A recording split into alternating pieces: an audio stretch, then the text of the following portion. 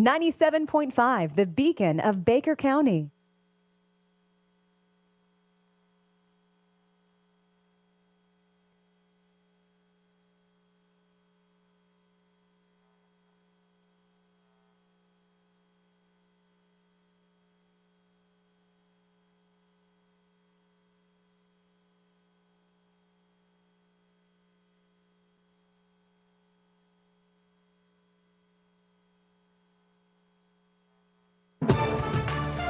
Welcome to Baker High Wildcats football. And now, Baker High Wildcats football.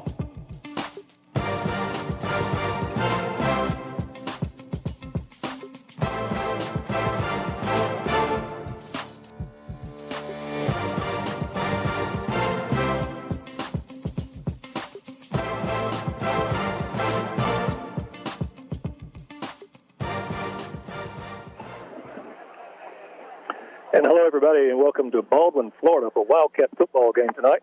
This is Wildcat Radio on 97.5 WFBB and Glen St. Mary and Glen Baptist Church. We are here in Baldwin, Florida for the first district matchup of the year. This is Tim Wilder along with Jacob Hansen. Hey, everybody, good evening. Jacob is new to Baker County, but he is not new to football. So he's here tonight to help us along. If you're looking for for Mike and Jackie Baker, they've taken the night off. Mike Cruz and Jackie Baker, as you know, they were semi-retired last year. They came back for this year to do one more last time. But now they're taking a little week off, so you've got me and Jacob tonight. We'll do our best to show you the action, let you know what's going on. Right now our captains are going across the field, and our captains for the Wildcats are number 33, Connor Bearden, along with 99, Jamarian Henderson. And for the Baldwin Indians, captains are number 1, Octavius Barnes, number 3, Mason Carter, number 58, Maxwell Gallagher, and number 59, Kenneth Huntley. The Wildcats are dressed out tonight in red pants, white shirts, and red letters with black helmets. And the Baldwin Indians are in all black tonight with some camo trim.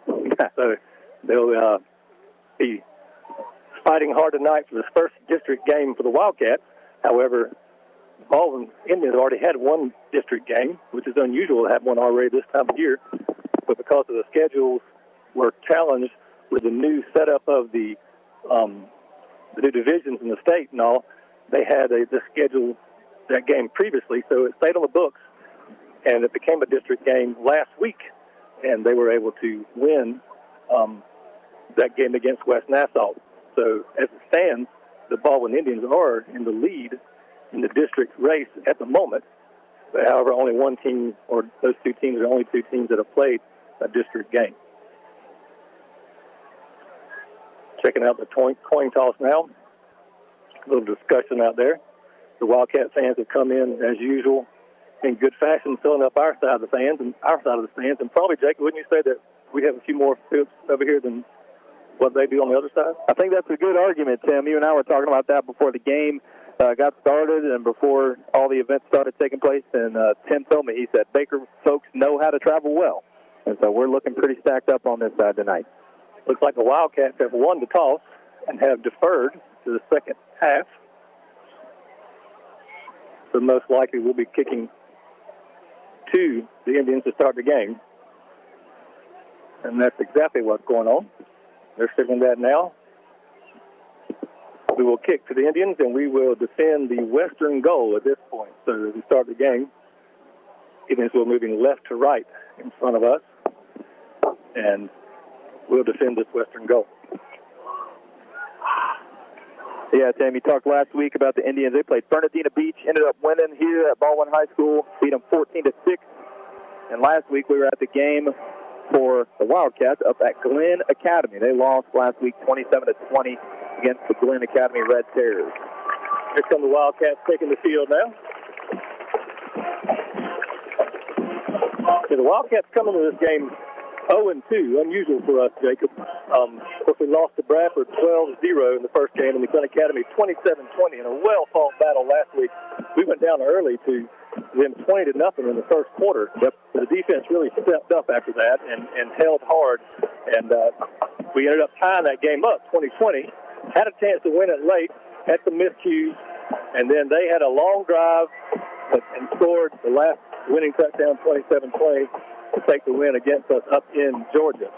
The Baldwin Indians coming to this game 2-1 and 1-0 in district, as we already said. They beat Wilson 40-3. They lost to Bradford 40-6, and they beat Bernardino Beach 14-6. So we have one opponent in common, and those scores were we lost 12-0, they lost 40-6. Maybe that gives us a little bit of standing there. Maybe that sounds good for us. It sure does.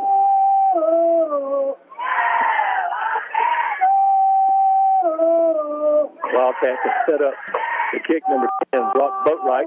We're doing the kicking for the Cats.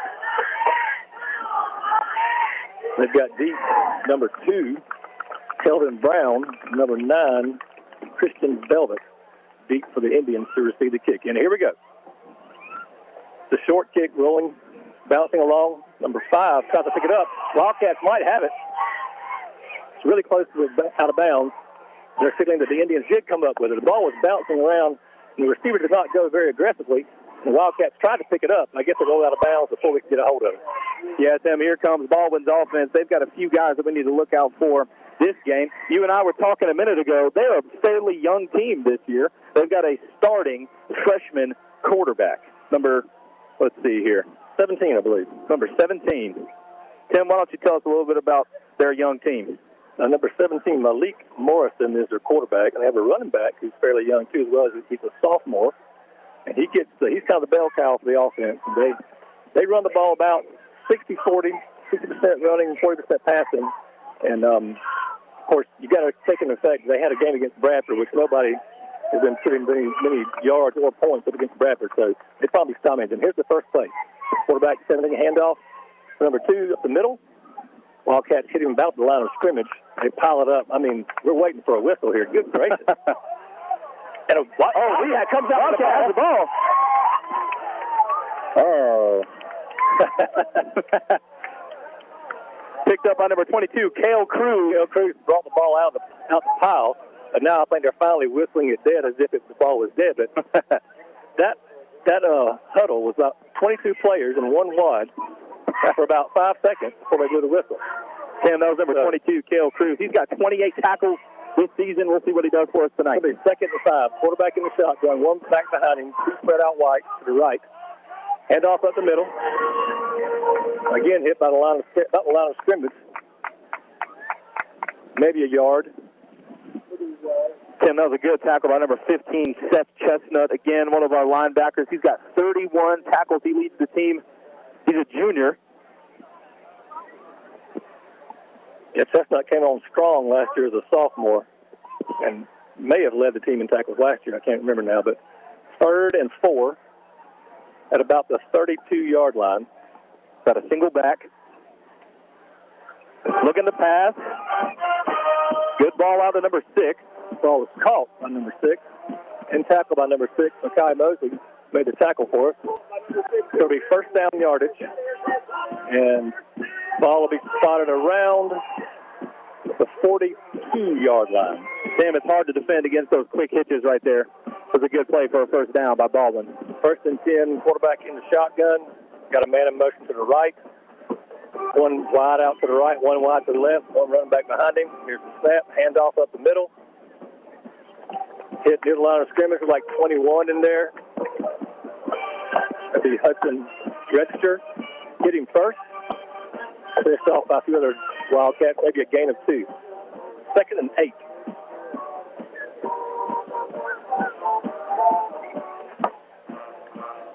Indians come to the line.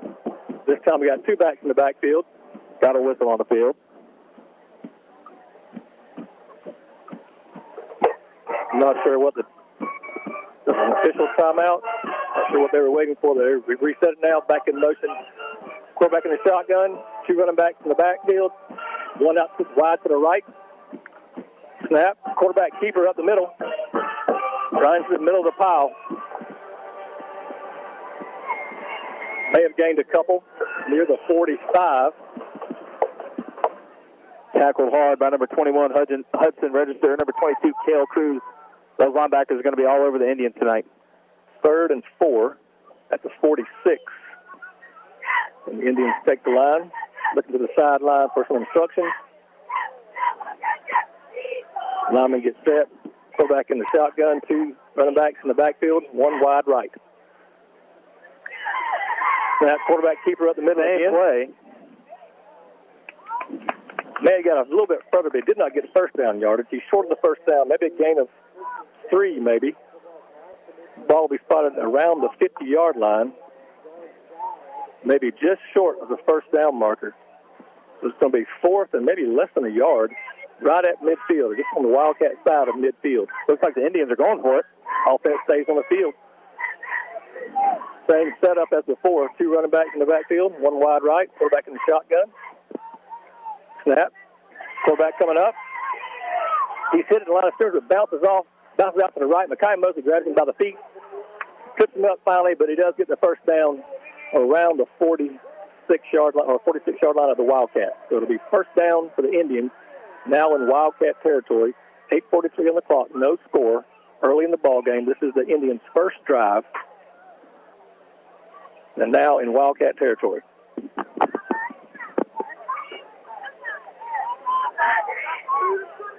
Same formation. 2 backs, shotgun, 1 wide right. Snap. He's going to the left this time, gunning around the end. He's through a hole, but he gets hit hard by a linebacker after he gained about 4 yards. And it's a fumble, turnover, Wildcats have it.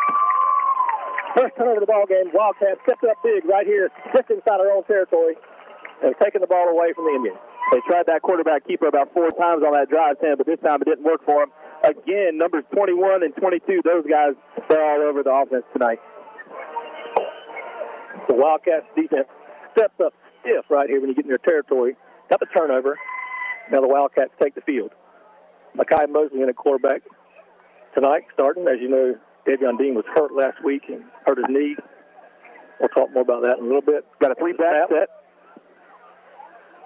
Hand off to Kanias Williams, I think, up the middle. Kanias broke out last week with a great game. His first game back since last year after his knee injury. And he gains about 3 or 4. We'll call it second and a long 6 right here. We have 3 backs in the backfield tonight. It's a new setup for us here. Quarterback there, we have Mike Williams, Mosley in shotgun. Handoff up front. To the up back, number 25. That's Benny Lewis. Benny in the jet. So Lewis with about 3-yard carry. Ball is now right there inside of midfield, around the 49-yard line. Sam, I know tonight our offense is missing number 71, Peyton Satterwhite. He's out this week with a concussion. Strong side guard, but we're gaining yards. It looks like flag on the field. I think the defense jumped. I think it was maybe a hard count. The Indians jumped offside. Looks like it'll be enough for a first down for the Wildcats. In the words of Don Henley, dirty laundry on the field, brother.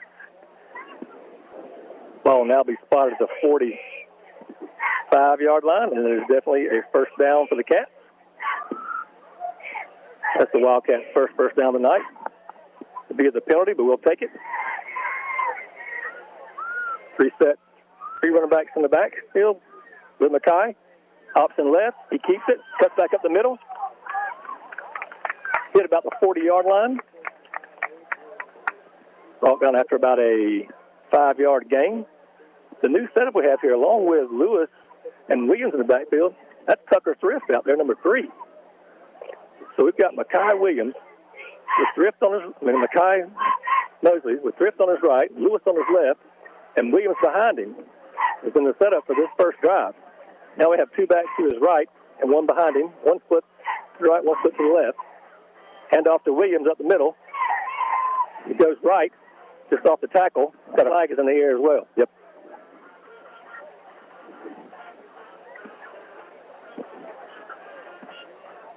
Usually that's probably a holding call or some sort against the offense. We'll see.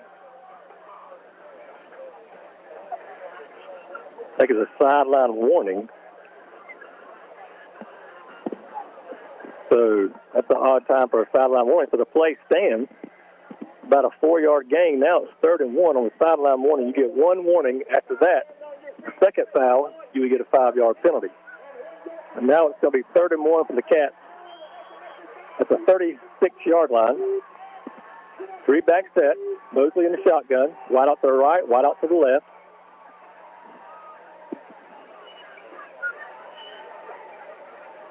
Waiting for the refs to set the ball. Now we're waiting. Here we go. Snap. Mosley to the left. Has a hold. He's got started.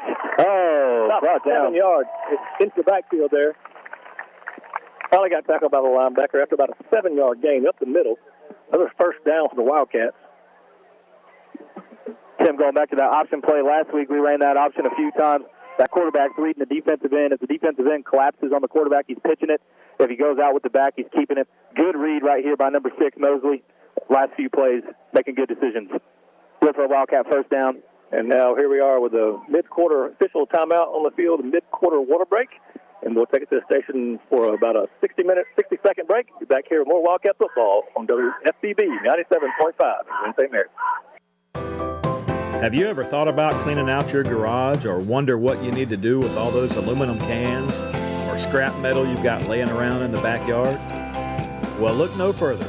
You just need to load it up and head to American Recycling. Tim Hughes owns and operates American Recycling on Woodlawn Road in McClenny, Florida. They're open Monday through Friday, 9 a.m. to 5 p.m., and on the second and fourth Saturdays of every month from 9 a.m. to noon. Stop by and see Tim and maybe even cash in on that stuff you've got laying around. Tim and American Recycling say, go Wildcat. Baker County Farm Bureau wants to wish the Baker County Wildcats much success this football season. Baker County Farm Bureau, specializing in auto insurance, homeowners insurance, along with life insurance. To get started with Farm Bureau, contact Jack Baker or Justin Webb at 259-6332. That's 259-6332.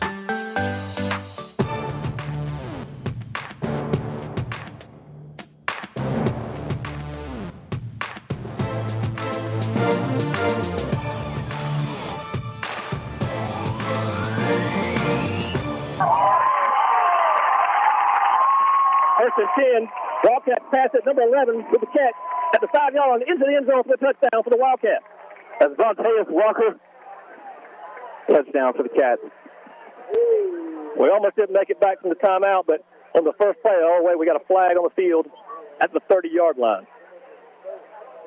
They're all walking back this way. Our first pass play of the night was successful for the touchdown, but it's coming back. Yeah, Tim, we don't want to cry over spilled milk, but good patience by the quarterback there. Good blocking up front. He had some pressure, but he hung in the pocket, delivered. But unfortunately, we got a flag. That's been a holding penalty for 10 yards. So now we're back at the 36-yard line.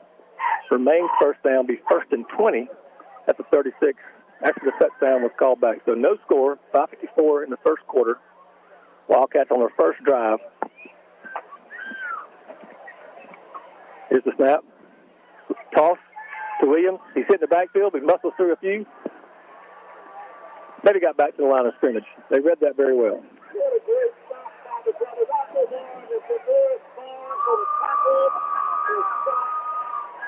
Barnes with the tackle from Baldwin. So really no gain on the play on the first sweep toss of the night.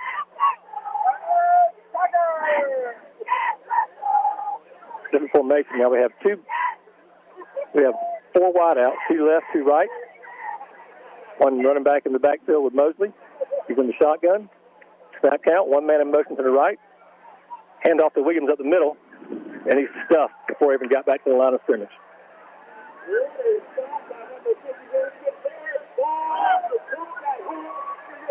That's Barnes with the tackle again for Baldwin. A loss of 3 yards on that play. Now it's 3rd and 23 after a penalty and a loss on that play. That was a nose guard for the Indians. Looked like the Cats tried to run a little trap play just right up the butt of the center there, and we just had the nose guard overcome us. We got trips right. Single man to the left, 1 running back, Mosley in the shotgun. Here's the snap. He drops back, looks right. He throws in the middle. Overthrows the receiver. Nobody home for that one. He was trying to hit number 11, Tay Walker. Comes up empty. Now we're fourth down, fourth and long, so Wildcats are the punt team. Number 10, Brock Boatwright, come in to punt. Got a great first drive going. Here's the snap, the kick. Up high, it's going to land around the 10. Take a little watermelon bounce. Right there at the 11-yard line. And the Wildcats down at the 11. Jacob, I thought we were going to start the game 7-0 there. Like I said, good resilience by the offensive line up front. Great blocking on that play. Wish the pass could have been complete, but got the Wildcat defense out here. Let's get a good stop. Get the ball back. Put 7 on the board. So it's going to be first and 10 for the Indians at their own 11-yard line. 4:19 mark of the first quarter, no score. This is the Indians' second drive of the night, starting deep in their own territory. They're in a one-back set. 2 wide outs to the left, 1 to the right. Here comes another one coming onto the field. He's going to line up wide right as well. So we got 4 wide outs, 2 left, 2 right. I'm running back in the back. Quarterback in the shotgun. Here's the snap. He takes the handoff. We got pressure on him. He's rolling left. He's out of pressure. Fumble on the ground. Ball rolls out of bounds at the point of the tackle. Wow. It's hard to see exactly where they are on the far side of the field, on the yard marker wise, but he may have gained about 5 yards before he fumbled it out of bounds. There was pressure on the play from the defense. I saw Tucker Thrift in there. Number 9, Philip Jackson was in there. So Thrift and Jackson with the pressure flushed the quarterback out to his left. He was able to get away from the pressure and gain 5 yards. So second and 5 for the Indians. 4 wide outs again, 1 man in the backfield. Here's the snap. He's looking downfield, throws to the left. Here's the sideline just off the hands of his receiver, number 11. He was covered by our guy, number 21, Hudson Register. Pass set a little high, so it'll come up to now 3rd and 5. They're around the 15-yard line for the Indians. Yeah, Sam, that was like that same play the Wildcats saw earlier tonight. Just a quick hitch, looking for 5-6 quick, easy yards for a first down. Got some whistles here. Not sure what they're sending one of our guys off the field. Must be an equipment issue. That's Jackson coming off. He's being replaced by number 13, Mike Landers. Now they have 4 wide outs, 3 to the right, 1 to the left. 1 man in the backfield. Here's the snap. He looks left, goes left, caught along the sideline. Tackled by number 20, Gavin Mosley. Looks like first down yardage. Tackled by Gavin Mosley. Mosley has 2 interceptions in the year already. Maybe he'll call another one tonight. Sam, we talk about that young team for Baldwin. That was number 2, Kelvin Brown. Sophomore wide receiver running that route. And if you saw there what he did when he caught that ball, he didn't turn inside to the defender. He turned outside to the sideline. Got a good gain of yards there. Here's a snap, handoff up the middle.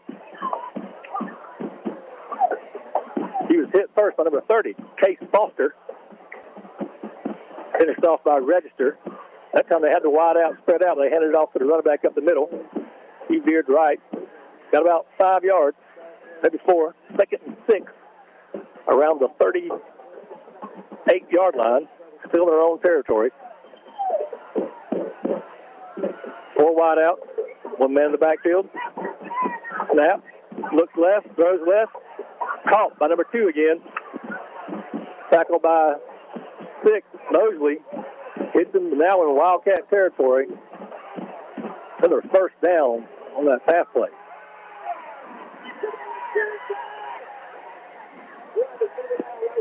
Look at their stats. They like to throw the ball about 40% of the time from what we've seen in their first 3 games anyway. And they're being successful with it so far tonight. First and 10 now in Wildcat territory at the 46-yard line. 4 wide out, handoff up the middle. Looks like Chestnut with the tackle maybe a 4-yard gain for Jacobs. It's going to be 2nd and 6 around the 48-yard line in Wildcat territory. Snap, handoff up the middle. Flag thrown in the middle of the field as well. Got about a 3-yard gain on that, but there's a flag on the field. We'll see what it is. Tim, that play looked like rinse and repeat of that last one. They like giving it to Jacobs right up the gut.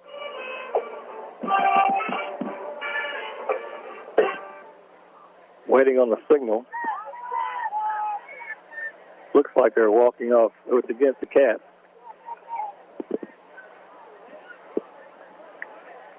Could not see what the call was, but it's against the Cats. We're on the top of the visitor side stands. So when the referee gives the signal, he faces the home side press box, and he's behind the players, so we couldn't really see the signal. But it's 10 yards against the Cats, and now 1st and 10 at the Wildcat 30. Here's the snap, handoff to Jacobs, getting the backfield. He's covered up. Wildcats are getting to him. Forced to the sideline, took him out with no gain, maybe a loss on the play. Jackson got to him first, forced him outside, and then Chestnut and Register finished him off near the marker, the first down marker. I think he lost about a yard. We've seen that twice tonight, Tim. The Wildcats is doing a great job playing contained defense, not letting the run get outside. Looking good. They're right at the same line of scrimmage out. They've marked it. Here it is. They have 4 wide outs, 1 man. Here's the snap. Looking left, throwing left. Oh, look at Wildcats got in there and messed that play up. That was Mosley, I believe, got his hands on the pass. He saw the ball coming and stepped right in front of the receiver. Jumped up as far as he could, got his fingers on it, which got it out of the hands of the receiver, but nobody could come down with it. Now 3rd and 10 for the Indians at the Wildcat 30-yard line. 1:36 left in the first quarter, no score. Indians are driving.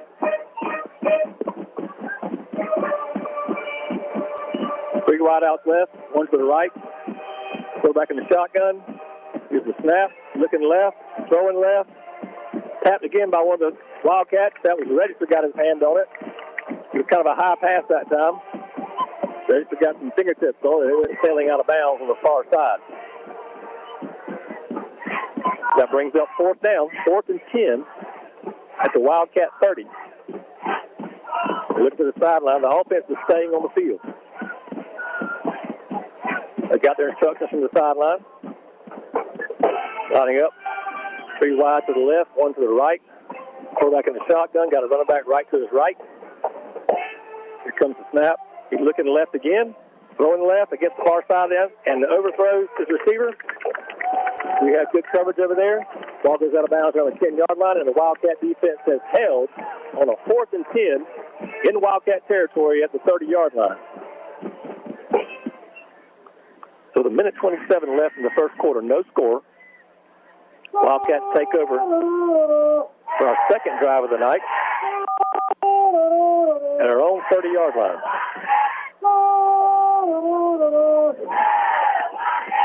Then we talked about the young team of Baldwin. It looks like when they get a Wildcat defense gets pressure on that young quarterback, he looks like he sails it over the heads of the receivers a little bit. Hopefully our defense can keep that pressure up tonight.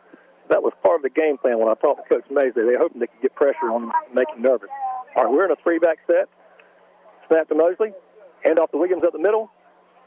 Gets across the line of scrimmage. Tackled pretty quickly. Maybe a yard gain. Be 2nd and 9 at the 31. Again, this is a new little wrinkle for the Wildcat offense with 3 backs in the backfield with Mosley. 1 wide out to the right. 2 backs to his right and 1 behind him. Got Jalen Wilcox behind him. He rolls right with the snap, looking for an option. He spins left, gets past the line of scrimmage. Mosley with the keeper. About to the 34-yard line, maybe. We'll call it a gain of 3. We'll make it 3rd and 6 at our own 34-yard line.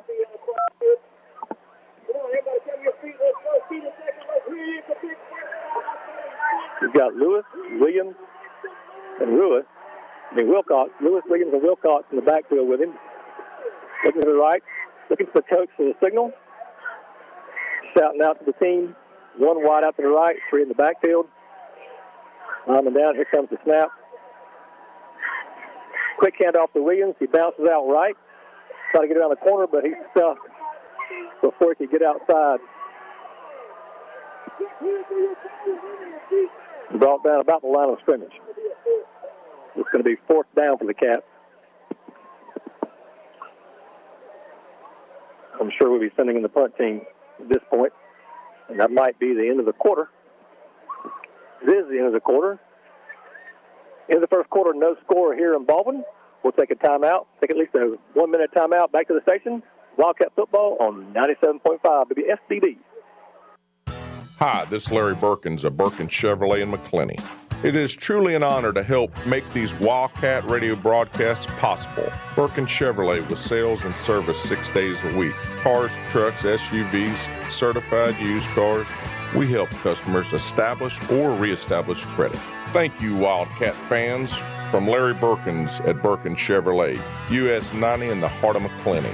Online at BirkinsChevy.com.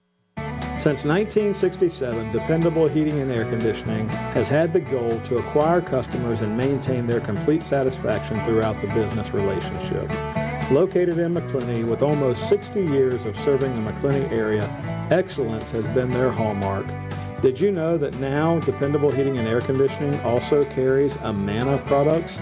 Amana has been known since 1934 as having some of the most reliable and dependable heating and air conditioning systems in the business. If you're struggling with who to call for your air conditioning service, give them a call. Dependable Heating and Air Conditioning, 259-6546. That's 259-6546.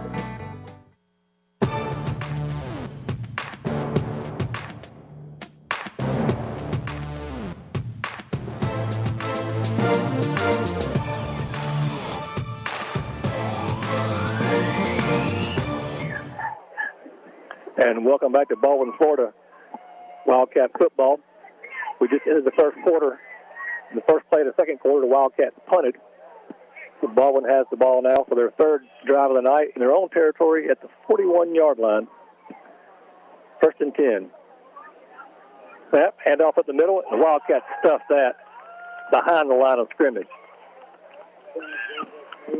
Short run by number 7. Their running back, Jacobs, they love giving him the ball. He's got 180 rush yards coming into this game. That's over half of the rush yards of the total team for the Baldwin Indians. But on that one, defense was all over it. We are second and 10. 2 wide left, 2 wide right. One running back in the back. Shotgun. Here's the snap. Handoff up the middle. No, he bounces outside to the left. He's got around the end. Hit by Chestnut. Bounces off of him. And finally finished and pushed out of bounds around the 40-yard line by Taz Kinghorn. A gain of about 15 yards, maybe 17 yards. First down yardage for the Indians. Tim, you see, if you give Jacob some real estate, he's going to buy it from you. He took up a good gain of yards right there. Like we said a minute ago, our team, the Wildcats, need to keep contained defense on this Indian offense right here. So first and 10 at the 41, now in Wildcat territory. Wide out to the left, 2 to the right, 1 in the backfield. Snap, handoff up the middle. Number 2, he's hit quickly. Hit again by the Wildcats before he got to the line of scrimmage. Number 3, Tucker Thrift, along with Chestnut. They got him behind the line of scrimmage, maybe a loss of 1. They got a very favorable spot on that, looks like to me. So it'll be second and 11. Same formation, 2 wide outs right, 2 wide outs left. One running back in the middle. Here's a snap. He drops back to throw, looking to the right. He's pressured. And they're going to sack him. He's got a ball. Ball comes out. It's still spinning on the ground. They're still up. It's a big pile. They're looking for the ball in there. Pressure all over the quarterback. The ball came out before they got into the ground. Everybody trying to find it. And now I'm seeing a flag on the field at the point of the fumble and the tackle.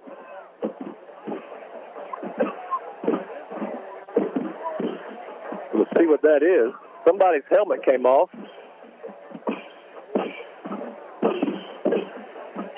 Looks like the Wildcats are walking back. Doesn't look well for us.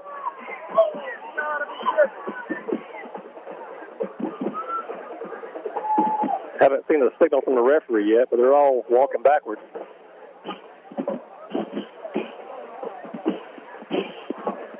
There's maybe a face mask on the Cat as they sack the quarterback. We're going to mark that off against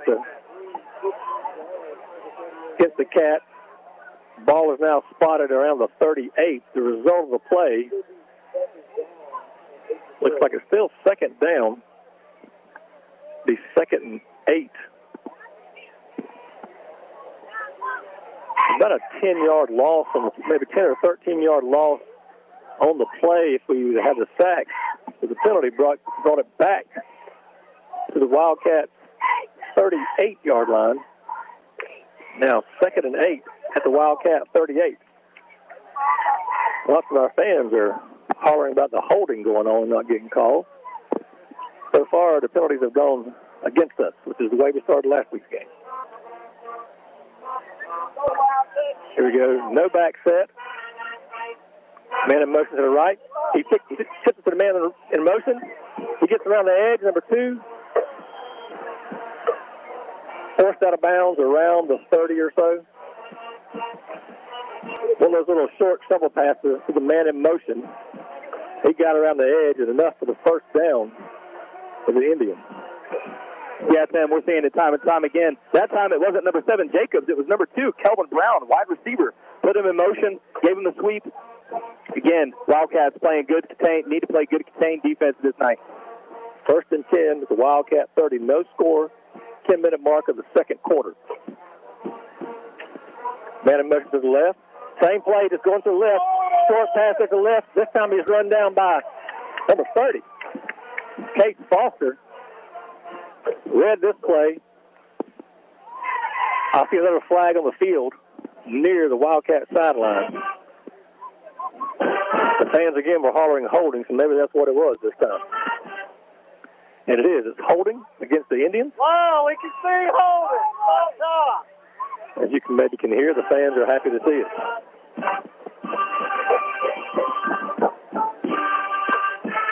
That'll be a 10-yard penalty from the spot foul. The ball is now spotted at the 40-yard line. It will remain first down. It'll be 1st and 20 for the Indians at the Wildcat 40. One back set, 2 wide left, 2 wide right.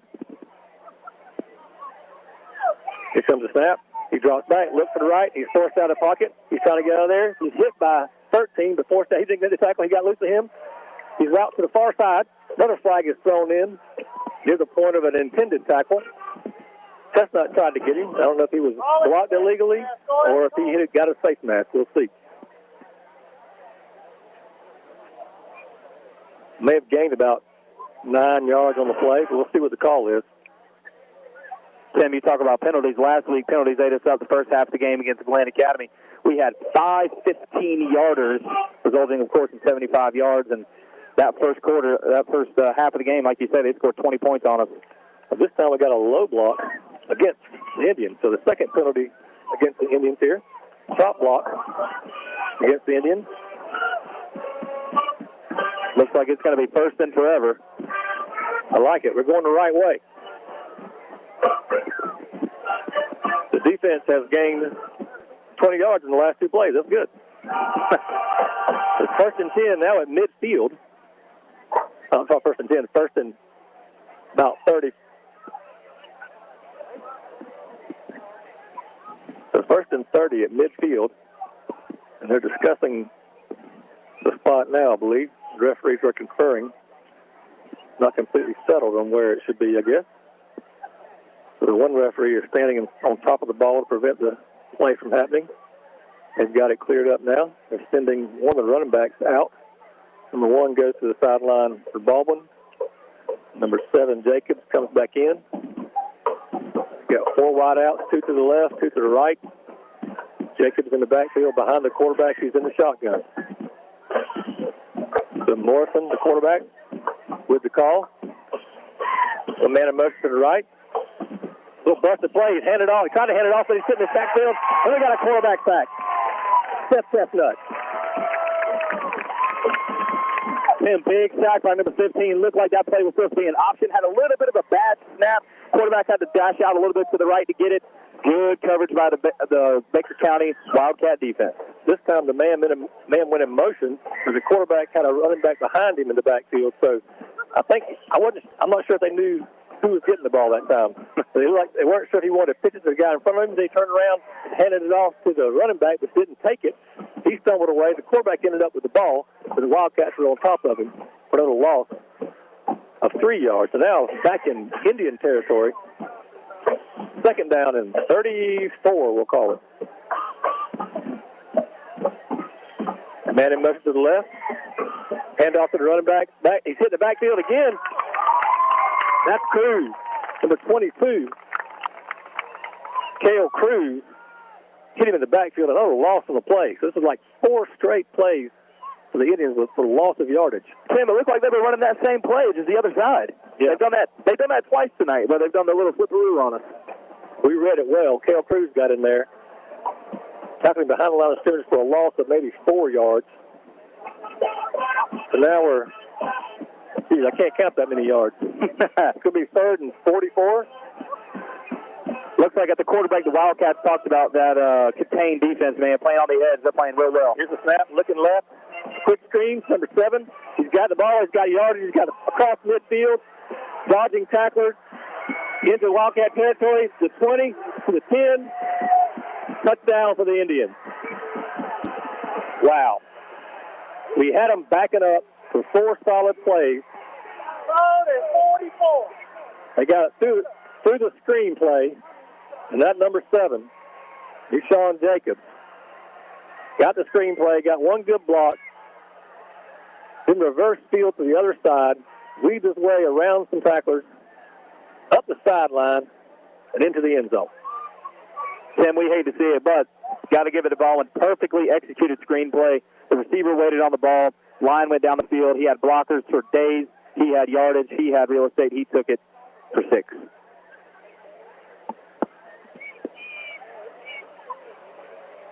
So a 64-yard reception for the touchdown. And Racine Hayden Johnson, another sophomore, he's the holder, number 42, returned the PAT. Kevin Pardo Vargas, I remember his name from last year. Gets a kick, up, high in the middle, and it is good. So at the 7:22 mark of the second quarter, the Indians are on the board, 7-0 against the Cats, and we'll take a 50-second break, come back with more Wildcat football. WFBB 97.5. Dual State Real Estate is a proud supporter of Wildcat football. We offer home and land sales as well as property management in Florida and Georgia. Come in for a free consultation and we'll show you how to get up to 16% more for your property. Mention this ad and we'll give you free buyer representation. Don't hesitate, call Dual State, owned and operated by Sabrina Thrift. Call us today at 904-397-0263 or check us out at dualstaterealestate.com. We'll give you service you deserve from people you can trust. And at Dual State Real Estate, we are always Wildcat proud. Go Wildcats! Chris Harvey with Harvey Pest Management wants to thank Baker County and all the surrounding areas for supporting our business. Also, we want to wish the Wildcats the best this coming season. For all of your pest management needs, give us a call, 904-653-7378. That's 904-653-7378. Thank you for supporting Harvey Pest Management.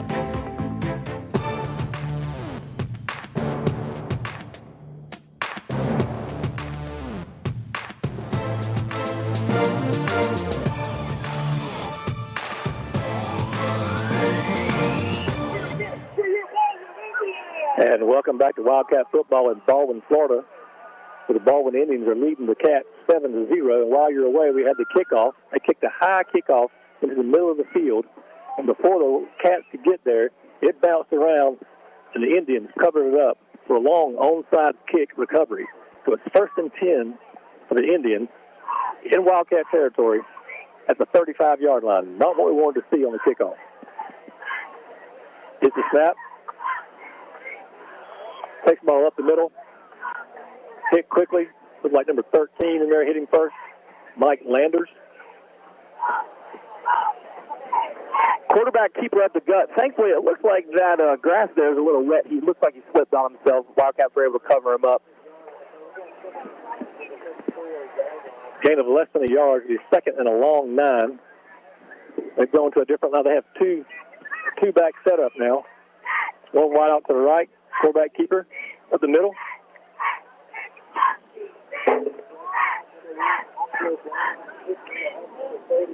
Gain of about 4 that time up the middle. And a timeout for an injury.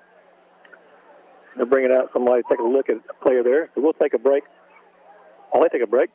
Another 50-second break here on Wildcat Football at 97.5 WFBB in Glen St. Mary. Pereira Funeral Services asks, how do you want to be remembered? I'd like to be remembered as somebody who treated people with love and respect. I'd like to be remembered as someone who made other people feel important. I would like to be remembered as a loving husband and father. I want to be remembered as the Sunshine Gal, who was a compassionate listener with unconditional love. How would you like to be remembered? I want to be remembered as somebody who made a difference in this world. Baker High Football is brought to you by Ferreira Funeral Services, 259-5700.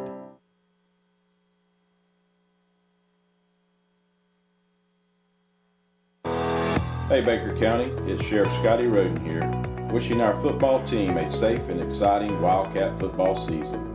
As a 1989 Wildcat football player, I know for sure that once a Wildcat, always a Wildcat. And we all know there's nothing better than Friday Night Lights at Memorial Stadium. Please join the Baker County Sheriff's Office as we all scream, "Go Wildcats!"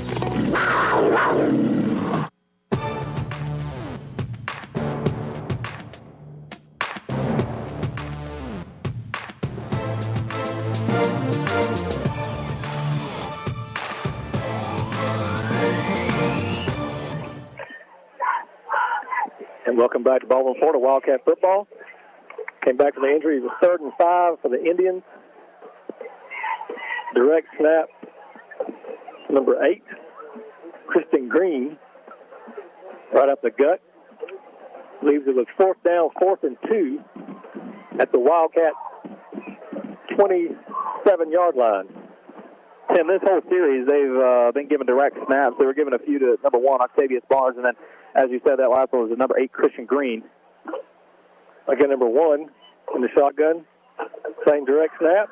He's hit at the line of scrimmage, but he falls forward probably across the 30 to 25-yard line. It'll be enough for the first down. 5:28 mark of the second quarter. The Wildcats are trailing 7-0 to Baldwin, and Baldwin is driving again. And here we are at the mid-quarter timeout. Official timeout for the mid-quarter water break. Unfortunately, we gave up the onside kick. Not sure what happened there. I don't know if they planned that or it just fell fortunately for them. But yeah, they were able to come up with the ball. And our defense, it's time for them to do that stiff stand-up they usually do when they're back to the wall. Yeah. Yeah, definitely a short kick. It went high, and it came down, like you said a minute ago, bobbled around. They recovered the ball, of course.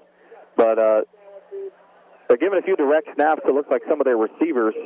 Tim, they're coming out in what we used to call the jumbo offense. I mean, it's like you got 10 guys on the offensive line. It's a direct giveaway. They're probably running that direct snap to the receiver there. And they were going with 4 wideouts for the first couple of drives. Now they're going to 1 wideout and 3 guys in the backfield. And the direct snap, like you said, it kind of reminds me of the old electric football game where you just pound everybody in the middle and the table vibrated and we'll just see where the ball ends up when they go up the middle. Tim, I love you, man, but that must have been before my time, brother. It was a long time ago. Thanks for the age check. No. All right, here we go. 1st and 10 for the Indians. 3-back set, 1 wide left, direct snap up the middle. He set pretty quickly. Saw Case Foster got a piece of him, but he fell forward toward the line of scrimmage. Maybe a 1-yard gain. Second and 9. A direct snap to their big running back, number 7, Jacobs. Been having a good night so far. Tim, I'm curious if we're going to see this play all night long, but I wonder if they're going to give a direct snap and then maybe leak one of them out and toss it right over our line, thinking it's going to be a run, but then they throw a shot pass to it. We'll see. A little step forward and then jump back and throw it. Yes. The Tim Tebow toss pass. Another straight snap, number 1 this time. It's Barnes. Maybe about a 4-yard gain. It's going to be 3rd and 5 at the 20-yard line. 4:29 mark of the second quarter. Wildcats trailing 7-0. Indians are threatening again on the 20-yard line. 3rd and long 5. 3-back set, 1 wide to the right. Direct snap. He rolls a little bit, tries to bounce out to the right. He set pretty quickly on the line of scrimmage. He gained a few, but I can't tell how many yet. He got across the 20.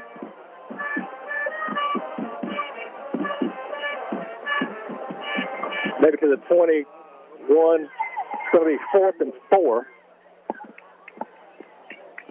And they're bringing out their field goal team.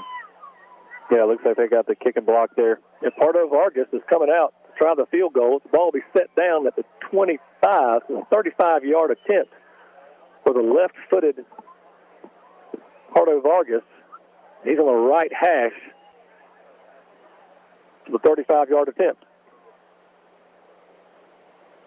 Here comes the snap, the hold, the kick, and it's blocked.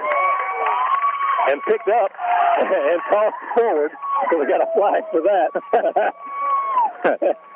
So he really kicked it low. It never got 3 feet off the ground, right into the gut of the oncoming defensive lineman. And then when it hit the ground, looked like Register picked it up. He was going to take off with it. One of the Indians grabbed him, and he saw Tucker Thrift in front of him, and he just pitched it to him out of instinct. And as soon as he took off with the ball, they threw the flag for an illegal forward pass. Nonetheless, the Wildcat defense did exactly what we warned them to. They stood up hard and tall right there and stopped the Indians and got the turnover. There'll be a 5-yard penalty against the Cats for the illegal forward pass, so we don't get the ball where we picked it up or where it was blocked. Wow, they're marking off a lot more. Is that a 15-yarder? Maybe, but nonetheless, the ball is set now at the 20-yard line, 1st and 10 for the Cats, going back the other way with 3:18 left to play in the first half. Cats trailing 7-0 with the ball. Got a long drive ahead of the 3 minutes to make it happen. Mosley, keeper up the middle. He's across the 25. It's about a 5-yard gain for Mosley. Or maybe 4. 2nd and 6. We got 3 wide outs to the right, 1 to the left. One back in the backfield with Mosley. He's looking to the coach for the play. He calls out the play to the players. Line gets set. Here comes Mosley asking for the ball. Here's the snap. He looks right, throws right, and incomplete. Looks like it's intended for number 31. Tim, go back to the first play of the drive. Got to show some love to the big fellas up front. Number 61 playing out there, Fisher Taylor. He's playing, looks like he's playing right tackle, but he was over there on the left side blocking for his quarterback. Great run, great play. That pass incomplete. Now 3rd and 6. 3 wide out to the right, 1 to the left. Williams in the backfield with Mosley. Here's the snap. He rolls to the right. He's looking right. Got a man in the middle. He's hit by defense. He's going to go down with a sack. He tried to get rid of the ball as he was going down. I think maybe the whistle had already been blown. The Indians get a sack of the Cats. We lose the yardage on that play. Ball will be spotted around the 15 or 16-yard line. It'll be 4th and 14. So the Wildcats are sending the punt team. So with 3 minutes left, we had 3 minutes to make a drive. So we used 1 minute of that and made it to fourth down. And now we're going to have to punt. Mosley had some support out there. He had number 61 again, Taylor blocking for him, and it looked like his running back. But not sure if he needed some extra help out there or what, but that Indian defense was all over him on that one. He was looking for a man in the middle. He rolled right to get out of some pressure. Looked for a man in the middle, but couldn't find him before two Indians converged on him in the backfield. And we've got a little bit of a timeout here as the players have come to the side. Not sure who called that timeout, but the Wildcats are trotting back out to the field and getting ready for the punt. Brock Boatwright then the punt for the Cats. Looks like number 3, Mason Carter, is deep for the Indians. And it's a short kick. Maybe take a little bit of a Wildcat roll, drops about the 35, rolls toward the 37. The Indians are going to take over in good field position at the Wildcat 37-yard line. It's going to be 1st and 10 with 2:09 left to play in the half. Wildcats trailing 7-0. And Baldwin's got the ball back in Wildcat territory at our 36-yard line. 1st and 10. Sam, we'll see if Baldwin has a 2-minute offense. They got 2:09 left to score. Hopefully the Wildcats can hold them. Indians are taking the field again. They're in all black tonight with some camo trim. Wildcats are in red pants and white shirts and black helmets. Indians are moving from our right to our left right now. 4 wide outs, 1 backfield. Quarterback in the shotgun. Here's the snap. He looks back. He looks to the right. Looks like a pass might have got tipped by Jackson. I think Jackson got a little bit of a handle on that pass, and it fell short, intended for number 2, Kelvin Brown, and falls incomplete.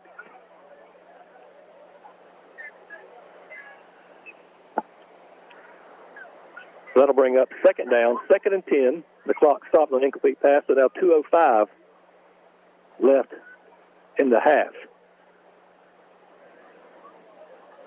Kind of a somber crowd here at the moment. 4 wide outs. Here's the snap. He's looking to the right. Under pressure. Quick screen pass to number 7 again. Oh, but a great tackle. Great tackle by Seth Chestnut. He fought off a blocker as soon as the guy caught the screen pass. Same play a while ago that scored a big touchdown. But this time, we were able to get a quick tackle on him. So really, no gain on that play. It's going to be 3rd and 9. Yeah, Sam, good job by the Wildcat defense. We call that stay home. If you see the screen, stay home. They stayed home. Good tackle. It was given to Jacobs, but short gain, if any gain at all on that one. 3 wide outs to the left this time, 1 to the right. 1 back set. Quarterback calling for the ball. Here's the snap. He looks left. Quick pass to number 7 in the backfield. He's hit quickly by Case Foster. And a few of the Wildcats coming to help finish him off. So there's a quick pass out to the left side, probably behind the line of scrimmage even. Gain maybe about 3 yards. Ball will now be spotted around the 32-yard line. As the clock is running down below a minute, 53 and falling. Not too sure what Baldwin was thinking right there. They got it out to Jacobs quick, but he had no blocking out there whatsoever. He was a solo back out there by himself on an island. No blocking. The Wildcats were all over it. Looks 4th down, and the offense stays on the field. 4th and 6. They're just trying to let the clock run out. They're just taking their sweet time here, wanting the clock to get as low as possible before they snap it. Probably going to call a timeout so they can get one more play off without having to give the ball back to the Cats. So 23 seconds falling, and there's a timeout called by the Indians with 19 seconds left on the clock for the half. They're just going to take the timeout, then come back and probably just snap the ball, run around, and try to kill this clock and leave no time on the clock for the Wildcats to have any kind of drive here at the end of the half.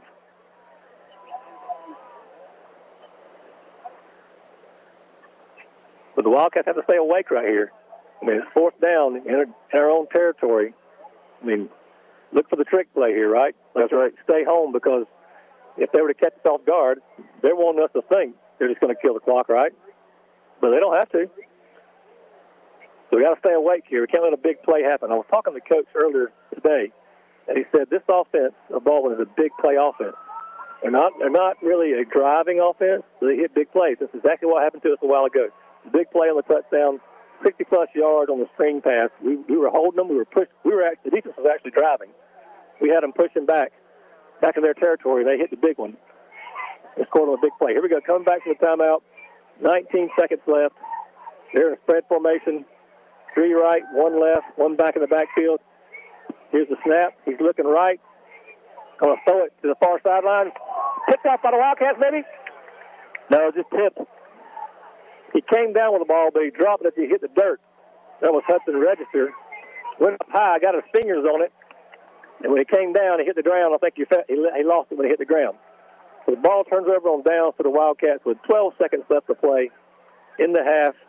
Wildcats trailing 7-0 to Baldwin here almost at halftime. Tim, if we could keep that pressure up on that young quarterback, it looks like sometimes if he has to make a decision, he might make the wrong one. So if our Wildcats defense could keep putting that pressure on him, hopefully we'll get a pick out of him. The Wildcat offense is back on the field. We have them spread 2 left, 2 right, 1 back in the backfield. Mosley with the snap count. Shotgun in the snap. Pass. Oh, just off the hands of number 11 in the middle of the field. Trying to hit Tay Walker around the 50-yard line. He was open, hit him in the hands, but he wasn't able to hold on to it. Baldwin was playing some really backed up defense there. They weren't playing too conservative. Backed up, looking for the big play. Had him wide open in the middle, but just out of the hands of Tay Walker. A little bit of prevent there, you say, huh? Prevent defense. Prevent the big play. Is that a name before your time, too? That must be. Prevent defense. Yeah. Here we go. Mosley with the snap. Hand off to Benny Lewis. And he is brought down by the head, looked like. Defender got him in the headlock. Brought down. And that's the end of the half. After one half of play, Wildcats are trailing 7-0 here in Baldwin, Florida. We'll take a long break here. We're at Wildcat football, 97.5 FM, WFBB. You're listening to Wildcat Football on 97.5 FM WFBB. This radio station is a ministry of Glen Baptist Church in Glen St. Mary, Florida. We're blessed to air Baker County Wildcat Football live each week, and it's our hope that you enjoy the program. We know that life is busy, work, school, football, running errands around, but in the midst of the busyness, we all need a church home that brings the stability upon which you can build your life. If you're looking for a church home where you can grow in Christ and community, we would love to invite you to worship with us every Sunday morning at 10:30 a.m. Check us out on our website at glenbaptist.org or on Facebook, where you can access church info and content and even watch worship services. At Glen, you get dynamic music, gospel-centered expository preaching, and a wonderful faith community. Come grow with us. We live in the small towns of North Florida, and we deserve only the finest in healthcare. We're fortunate to have that right here in McClenny at Ed Frazier Memorial Hospital. Here, we receive personalized treatment options that focus on wellness. It's reassuring to know that our doctors are just as qualified as larger hospitals, and our medical technology is the best available. Ed Frazier Memorial Hospital at Baker County Medical Services. The best part? They treat you like family. Have you ever thought about cleaning out your garage or wonder what you need to do with all those aluminum cans or scrap metal you've got laying around in the backyard? Well, look no further. You just need to load it up and head to American Recycling. Tim Hughes owns and operates American Recycling on Woodlawn Road in McClenny, Florida. They're open Monday through Friday, 9 a.m. to 5 p.m., and on the second and fourth Saturdays of every month from 9 a.m. to noon. Stop by and see Tim and maybe even cash in on that stuff you've got laying around. Tim and American Recycling say, go Wildcat. Baker County Farm Bureau wants to wish the Baker County Wildcats much success this football season. Baker County Farm Bureau, specializing in auto insurance, homeowners insurance, along with life insurance. To get started with the Farm Bureau, contact Jack Baker or Justin Webb at 259-6332. That's 259-6332. Hi, this is Larry Birkins of Birkins Chevrolet in McClenny. It is truly an honor to help make these Wildcat radio broadcasts possible. Birkins Chevrolet with sales and service 6 days a week. Cars, trucks, SUVs, certified used cars. We help customers establish or reestablish credit. Thank you, Wildcat fans. From Larry Birkins at Birkins Chevrolet, US 90 in the heart of McClenny. Online at BirkinsChevy.com. Since 1967, Dependable Heating and Air Conditioning has had the goal to acquire customers and maintain their complete satisfaction throughout the business relationship. Located in McClenny with almost 60 years of serving the McClenny area, excellence has been their hallmark. Did you know that now Dependable Heating and Air Conditioning also carries Amana products? Amana has been known since 1934 as having some of the most reliable and dependable heating and air conditioning systems in the business. If you're struggling with who to call for your air conditioning service, give them a call. Dependable Heating and Air Conditioning, 259-6546. That's 259-6546. Dual State Real Estate is a proud supporter of Wildcat football. We offer home and land sales as well as property management in Florida and Georgia. Come in for a free consultation and we'll show you how to get up to 16% more for your property. Mention this ad and we'll give you free buyer representation. Don't hesitate, call Dual State, owned and operated by Sabrina Thrift. Call us today at 904-397-0263 or check us out at dualstaterealestate.com. We'll give you service you deserve from people you can trust. And at Dual State Real Estate, we are always Wildcat proud. Pereira Funeral Services asks, how do you want to be remembered? I'd like to be remembered as somebody who treated people with love and respect. I'd like to be remembered as someone who made other people feel important. I would like to be remembered as a loving husband and father. I want to be remembered as the Sunshine Gal, who was a compassionate listener with unconditional love. How would you like to be remembered? I want to be remembered as somebody who made a difference in this world. Baker High Football is brought to you by Ferreira Funeral Services, 259-5700. Go Wildcats! Chris Harvey with Harvey Pest Management wants to thank Baker County and all the surrounding areas for supporting our business. Also, we want to wish the Wildcats the best this coming season. For all of your pest management needs, give us a call, 904-653-7378. That's 904-653-7378. Thank you for supporting Harvey Pest Management. Hey Baker County, it's Sheriff Scotty Roden here, wishing our football team a safe and exciting Wildcat football season. As a 1989 Wildcat football player, I know for sure that once a Wildcat, always a Wildcat. And we all know there's nothing better than Friday Night Lights at Memorial Stadium. Please join the Baker County Sheriff's Office as we all scream, "Go Wildcats!"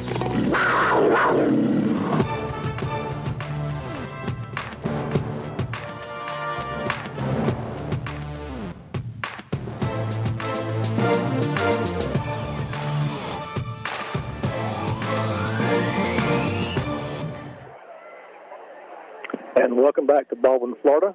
Friday night ball game for the Baker County Wildcats. We're facing Baldwin here at home, or at Baldwin's home.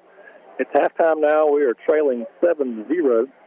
And we've had a few chances, Jacob, but we can't seem to get all of the act together yet. Yeah, not yet, Tim. Had a few opportunities on offense. We saw Baldwin running their offense, again, like you mentioned a minute ago before we came to halftime. Big play offense. They only had one big play. That's what gave them the touchdown. Short little screen to the receiver. Ran it again. Baker defense was there, but we'll see what we got coming back in the second half. Yeah, the defense stood up strong again, which they've been known to do. Last week did the same thing at Glen Academy and came out and stopped them in the second quarter, third quarter, and the fourth quarter, really, except for one drive. So maybe they'll get a handle on this new wrinkle offense that Baldwin put in the second quarter. The first quarter, we figured that out and stopped them pretty well. Second quarter, they brought in a different offense with a three-back set with a lot of direct snaps. Now, we finally figured it out, too, but what hurt us is those screenplays. the big play, which is what Coach told me today. He said, look for the big play. The big plays are what kind of offense they are. So if we can limit those big plays, now we snuffed out the last screenplay better than the first one. Yep. Maybe we got a handle on how that formed and all. We'll see it coming next time. But we just can't seem to get offense going right now as well. Now, last year when we first met not Bradford, but Baldwin, they came to our place for the first game, our regular season game. We had just come back from the Georgia game as well, and they put it on us at home.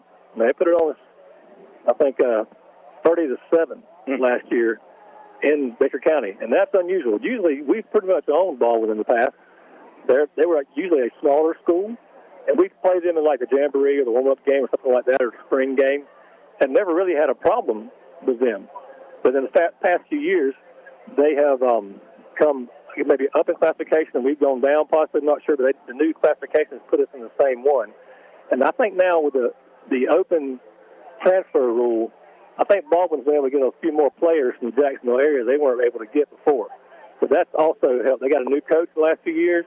He's been able to build a better team than they've had in the last few years with some transfers and maybe getting a little bit larger school. So I think that's helped them for sure. They were able to come in and kind of surprise us last year, I believe. I don't think we were ready for them last year, and they surprised us at home.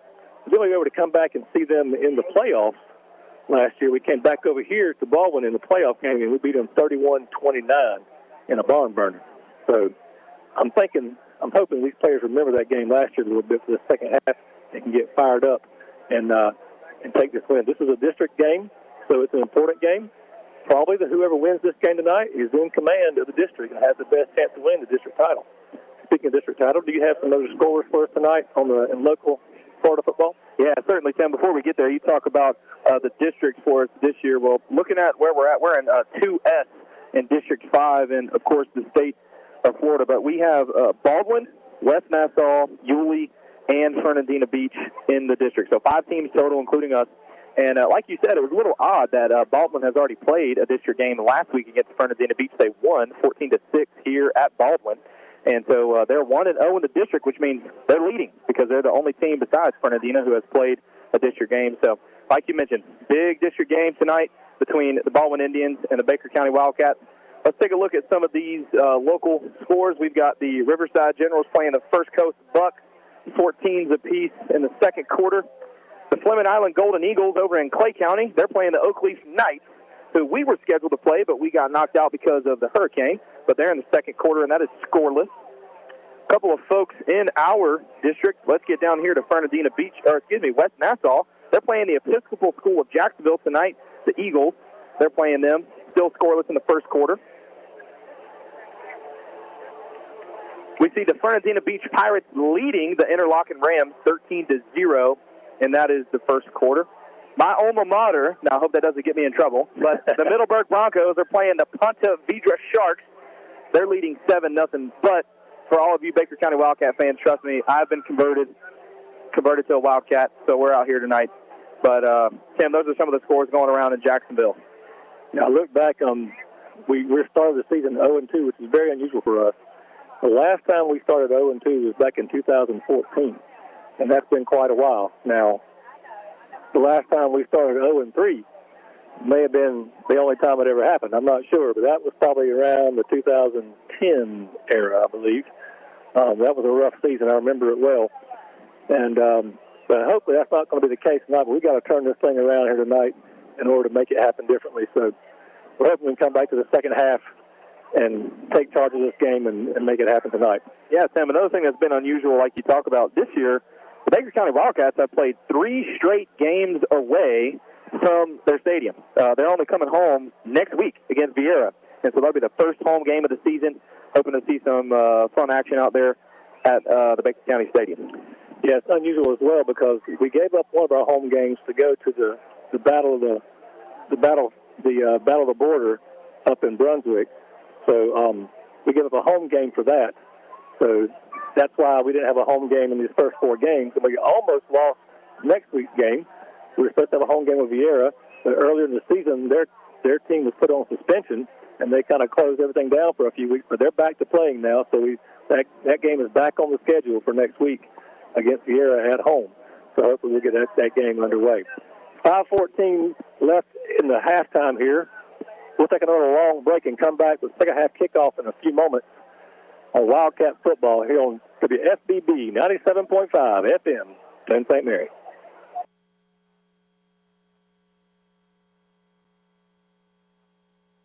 Did you know that walking just 10,000 steps a day helps keep you healthy? And it's easy. 20 minutes of grocery shopping is 1,600 steps. Daily housework is 270. Taking a half-hour walk during lunch, around 4,000 steps. You can see how this adds up. 10,000 steps will find you a healthy weight and even reduce your risk of heart disease, diabetes, and stroke. Feeling healthier starts with the first step. A message from the Florida Department of Health. Have you ever thought about cleaning out your garage or wonder what you need to do with all those aluminum cans or scrap metal you've got laying around in the backyard? Well, look no further. You just need to load it up and head to American Recycling. Tim Hughes owns and operates American Recycling on Woodlawn Road in McClenny, Florida. They're open Monday through Friday, 9 a.m. to 5 p.m., and on the second and fourth Saturdays of every month from 9 a.m. to noon. Stop by and see Tim and maybe even cash in on that stuff you've got laying around. Tim and American Recycling say, go Wildcat. Baker County Farm Bureau wants to wish the Baker County Wildcats much success this football season. Baker County Farm Bureau, specializing in auto insurance, homeowners insurance, along with life insurance. To get started with Farm Bureau, contact Jack Baker or Justin Webb at 259-6332. That's 259-6332. Most of us like to be out in the sun. That's why sunscreen and other safety measures are key to protecting your skin from aging and cancer. The FDA recommends using a sunscreen with an SPF of 15 or higher. Also, look for broad spectrum on the label. That means both harmful ultraviolet A and B rays are blocked. Remember, SPF plus broad spectrum equal healthy fun in the sun. Visit www.fda.gov/sunscreen for more information. A message from the U.S. Food and Drug Administration. Hi, this is Larry Birkins of Birkin Chevrolet in McClenny. It is truly an honor to help make these Wildcat radio broadcasts possible. Birkin Chevrolet with sales and service 6 days a week. Cars, trucks, SUVs, certified used cars. We help customers establish or reestablish credit. Thank you, Wildcat fans. From Larry Birkins at Birkin Chevrolet, US 90 in the heart of McClenny. Online at BirkinChevy.com. Since 1967, Dependable Heating and Air Conditioning has had the goal to acquire customers and maintain their complete satisfaction throughout the business relationship. Located in McClenny with almost 60 years of serving the McClenny area, excellence has been their hallmark. Did you know that now Dependable Heating and Air Conditioning also carries Amana products? Amana has been known since 1934 as having some of the most reliable and dependable heating and air conditioning systems in the business. If you're struggling with who to call for your air conditioning service, give them a call. Dependable Heating and Air Conditioning, 259-6546. That's 259-6546. Dual State Real Estate is a proud supporter of Wildcat football. We offer home and land sales as well as property management in Florida and Georgia. Come in for a free consultation and we'll show you how to get up to 16% more for your property. Mention this ad and we'll give you free buyer representation. Don't hesitate, call Dual State, owned and operated by Sabrina Thrift. Call us today at 904-397-0263 or check us out at dualstaterealestate.com. We'll give you service you deserve from people you can trust. And at Dual State Real Estate, we are always Wildcat proud. Pereira Funeral Services asks, how do you want to be remembered? I'd like to be remembered as somebody who treated people with love and respect. I'd like to be remembered as someone who made other people feel important. I would like to be remembered as a loving husband and father. I want to be remembered as the Sunshine Gal, who was a compassionate listener with unconditional love. How would you like to be remembered? I want to be remembered as somebody who made a difference in this world.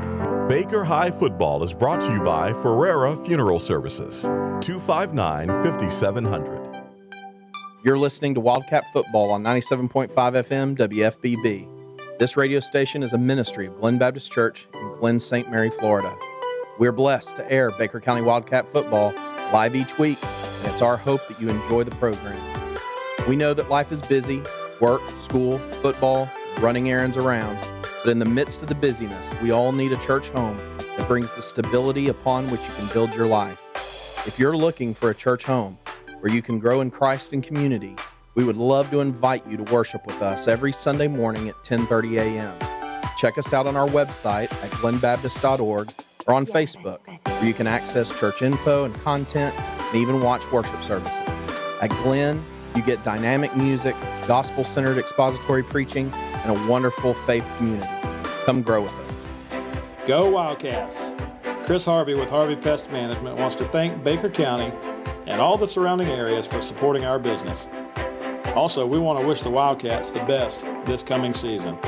For all of your pest management needs, give us a call, 904-653-7378. That's 904-653-7378. Thank you for supporting Harvey Pest Management.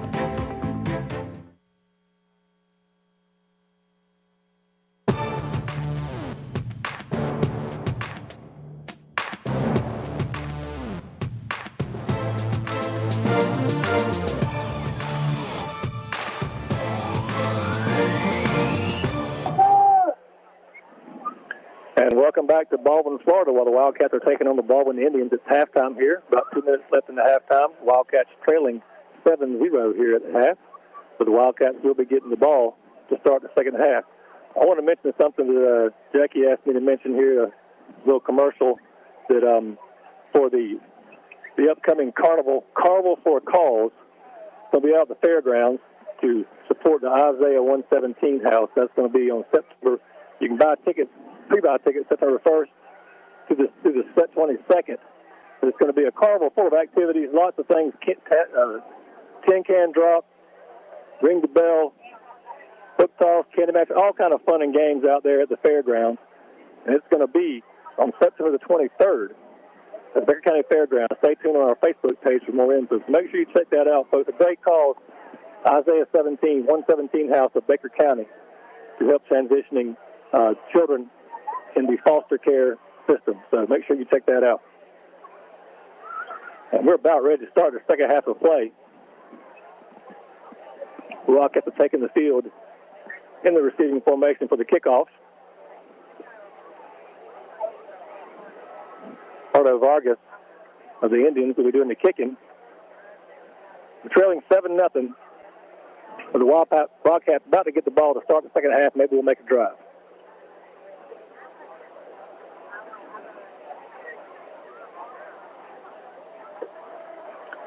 And there's the whistle into play.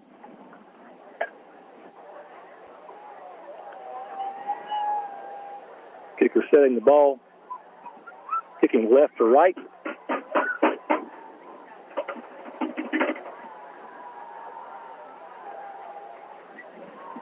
Pardo Vargas set to kick. And here it comes. Kick to the near sideline. We got a fair catch signal by number 1, Malachi Lewis.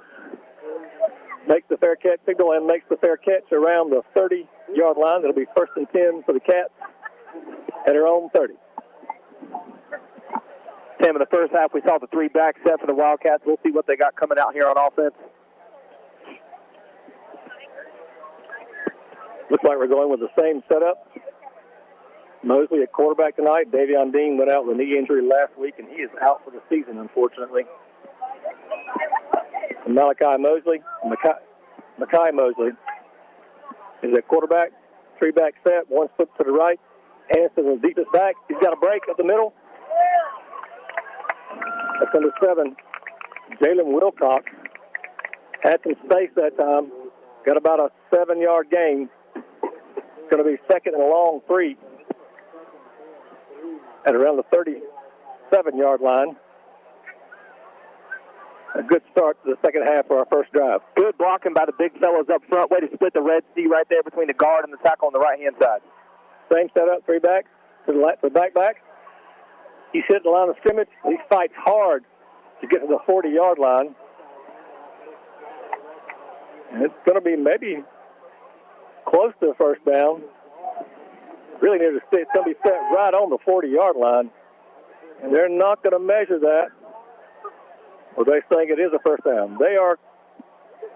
I think they're signaling first down, but the people are not moving. There they go. There we go. It's the first down for the Cats. First and 10 at the 40 makes sense. First and 10 at the 30 before. Now first and 10 at the 40. Cats are on the move. 3-back set, one wide to the right. Here's the snap. Head up to the up back to Williams. He's hit quickly at the line of scrimmage. There's nowhere to go that time. Two big runs coming out to start the second half, but that third one given to Williams. Not so much on that one. Stuffed at the line.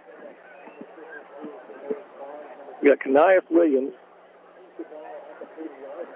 Jalen Wilcox, and Benny Lewis in the backfield. Two to the left of Mosley and one behind him. There's the snap. Hand off to the Wilcox again. Stuffed behind the line of scrimmage. I think the defense is snuffing that out quickly. Maybe we can get the ball outside somehow. Saw pressure that time from the right side. Tried to get some blocks, but those offensive linemen, they're not able to get in front of them. Looks like they're chasing instead of blocking. We're a little banged up on the offensive line. One of our best linemen, Satterwhite, is out with concussion. And another Tripp is also out with a knee this week. Fumble on the snap. He picks it up, makes a pass. It's actually caught near the line of scrimmage. He doesn't lose for 1 minute. He got hit around the 45-yard line. Wow. A drop snap. And Moses was able to pick it up and find the receiver on the far side, make a quick toss. He caught the ball, gain of about 4 yards, but it's going to bring up fourth down for the Cats. And that's going to end our first drive of the second half.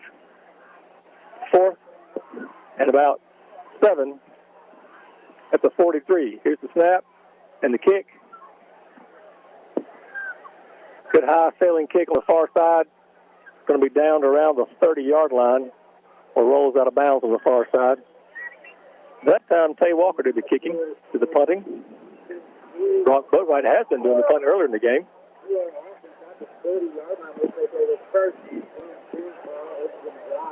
This time, Walker. And if you're wondering, since we do have a starting quarterback, different player this week, the backup quarterback will most likely be number 11, Tay Walker. All right, defense takes over. Indians have the ball, first and 10 at their own 30. 2-back set. One wide left, one wide right. One man in motion to the right. Here's a snap. Hand off to the first back. He goes left, bounces outside. Somebody's got his shirt tail. Drags him down out of bounds on the far side of the field. Can't tell who that was so far away. Tim, at the end of the first half, we saw Baldwin just pound the ball towards the middle, direct snaps to the receivers and to the running backs. Now we see him bouncing it outside. Pretty good contained defense by the Baker County Wildcats. And that's on a different formation there than what they were playing in the second quarter. Now it's 2 wide right, 1 wide left. 2-back set. Quarterback asking for the ball. In the shotgun, here's a snap. Gets to the second back. Up the middle. Maybe a couple of yards.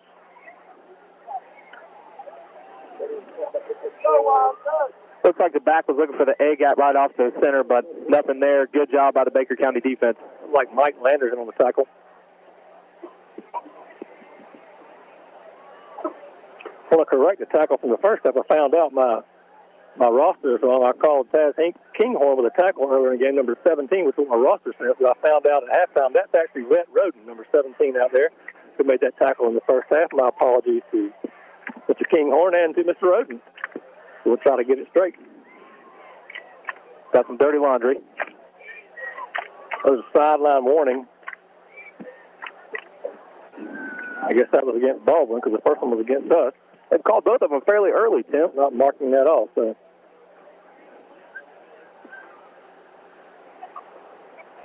Be 3rd and 4 for the Indians at their own 37-yard line. They're leading 7-0, 8:50 mark of the third quarter. wide right, 1 wide left, 2 back set, the snap.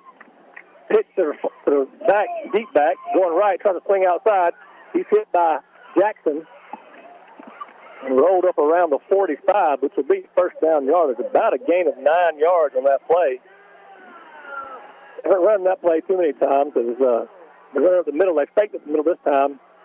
And the deep back did a little swing, got the pitch, went wide right, and got the first down. So it's 1st and 10 for the Indians around the 44-yard line.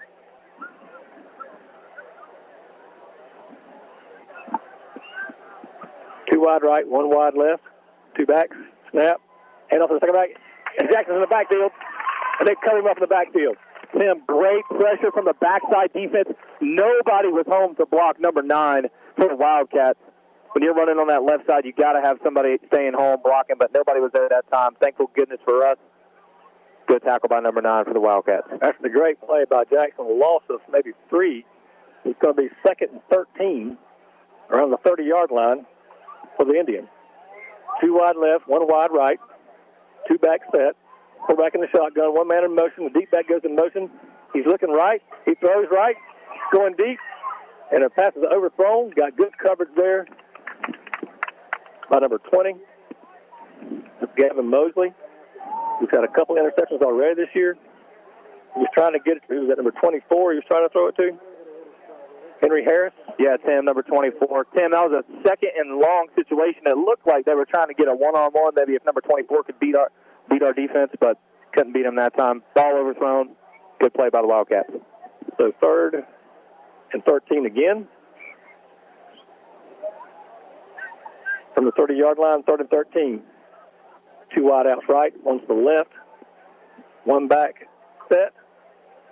Must have a tight end in there. He's dropping back. He looks left. He throws left off the hands of the receiver, almost into the hands of a Wildcat. Ball is incomplete. The short little pass, he saw his receiver and got it to him, but he went up for it just off his hands. And then it went off the hands of a Wildcat. The ball is incomplete, and that'll bring up 4th down. It was number 22, Cale Cruz, getting in there. You've heard his name a few times tonight, folks. Getting in there, tipping the ball, playing good defense. Cruz has played good ball all year long. I think he's had a couple interceptions himself, at least 1 maybe. They're going to go into the punt formation. Indians will punt. Kick, low kick, spinning, rolling, hit about the 35, bouncing into Wildcat territory, rolls out of bounds on the 25-yard line. No chance to return that one. So the Wildcat defense has stopped them, and it's time for the offense to take over. So 7:18 mark in the 3rd quarter. Wildcats trailing 7-0. The defense is doing its job. They're stopping them. Only had 1 big play to give them that 7-point lead. Other than that, the Wildcats are holding tough. Just got to get the offense moving. Tim, we haven't seen the Wildcat offense go airborne much tonight. We've seen a lot of runs that came out in the second half, ran it hard. 3-4 plays, ended up having a punt. We'll see what they can do on this drive. 3 back set, 1 wide left, 1 wide right. Mostly with the snap. Hand off to the deep back. He's hit in the backfield. Nowhere to go for Jalen Wilcox.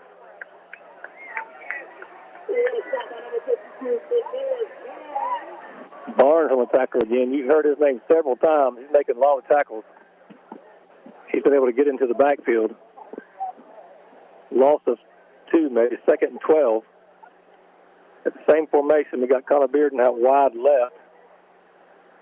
Tay Walker wide right with Williams, Wilcox, and Lewis in the backfield, along with Mosley. 2 to the right. Here's a snap. That looks like a busted play. Mosley kept the ball, got back, fighting back to the line of scrimmage. We had 2 of those backs that peeled out to the right. The deep back peeled to the left. Looked like Mosley was turning around to pitch it to the deep back, but he didn't see him. So he turned around, took off with the ball best he could. Gained about maybe 3 yards. So we're back in between the 6 now. He's 3rd and 8 at the 27. 3 back set, 1 wide right, 1 wide left. Here's the snap. Here's the pitch left. Trying to get outside. But he didn't go down. Now he's going down around the 20-yard line. As soon as he tried to cut, he tried to get outside. But when he made his cut, he slipped in the turf. This turf is not exactly the best consistency to make quick cuts on, it looks like. We've seen both teams do some slipping out there. We've seen both teams slip, Tim, but we've also seen backside pressure given up by both sides offensively. Last drive by Baldwin, we saw number 9 come in on our side, and he had a good backside pressure defensively. This time we saw defensive pressure from the Indians, which results in a punt. A deep snap for the punt. Tay Walker jumps up and grabs it, gets the kick off, and a nice Wildcat roll back across midfield, back into Baldwin territory at the 45. So the 1st and 10 for the Indians that are on the 45-yard line. They're leading 7-0 at the 5-minute mark of the third quarter. The Wildcats come up empty on their first drive of the second half. Time for the defense to do their job again.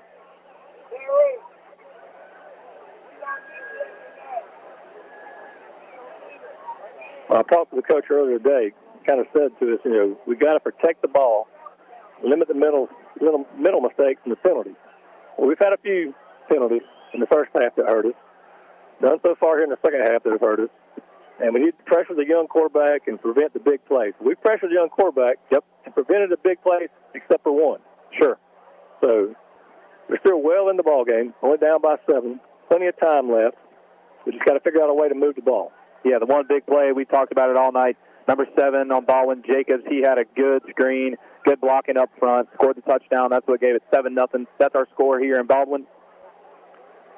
Here we go, Indians. 4 wide, 2 left, 2 right, 1 back. Hands off to the 1 back, and the Wildcats snuff it out. But wow, he takes a good bounce off of the pile there.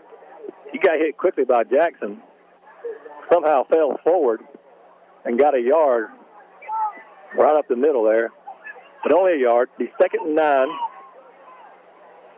at their own 46-yard line for the Indians. Good tackle by number 9 for the Wildcats, Phillip Jackson. He had that great play last drive against the Indians. 2nd and 9, 2 wide right, 2 wide left, 1 running back. Quarterback in the shotgun, tosses the ball. The keeper up the middle, but he's hit in the middle before he ever gets to the line of scrimmage and covered up by the Cats. Tim, the Wildcats have seen that direct snap all night long, and they are not falling for it. Looked like Truck the Truck thrift in there on the tackle along with Case Foster. They got in there quick. Quarterback in the shotgun took 2 steps forward and was hit right there before he barely got back to the line of scrimmage. Well, actually, he didn't. It was a 2-yard loss. So now it's going to be 3rd and 10 back at the 45-yard line.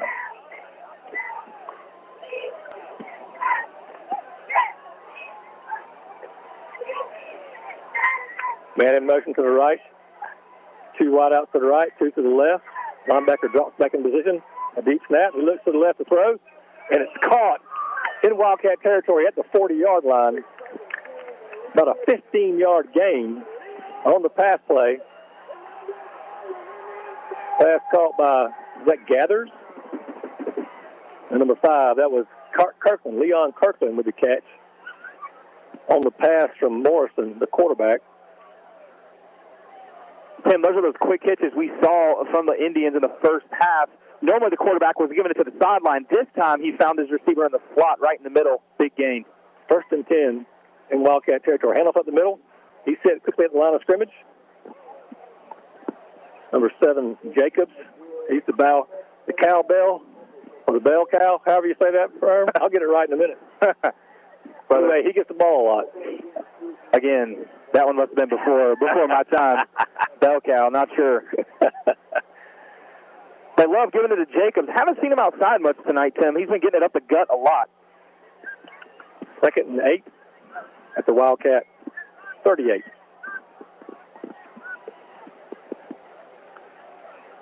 Two wide left, 2 wide right. On running back, he goes in motion to the right. Snap. Quarterback drops back, throws in the middle. Intercept Bearcat! Makai Mosley interception. He's going right down the sideline on the far side into Indian territory. And the Wildcat defense gets a turnover. Tim, that was great backside defense. Again, they're staying home. They're playing good coverage. He wasn't falling for the quick hitch. He saw it. He read it. He sniffed it. He picked it. Now it's Wildcat football.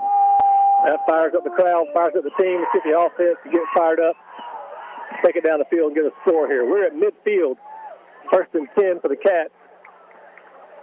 After the Mosley interception. We've seen the Indians run a few of the same plays tonight. Earlier, Jacob would come out into the flat. They'd give it to him, but this time they didn't. Now we're in 5 wide out. Single quarterback in the background by himself.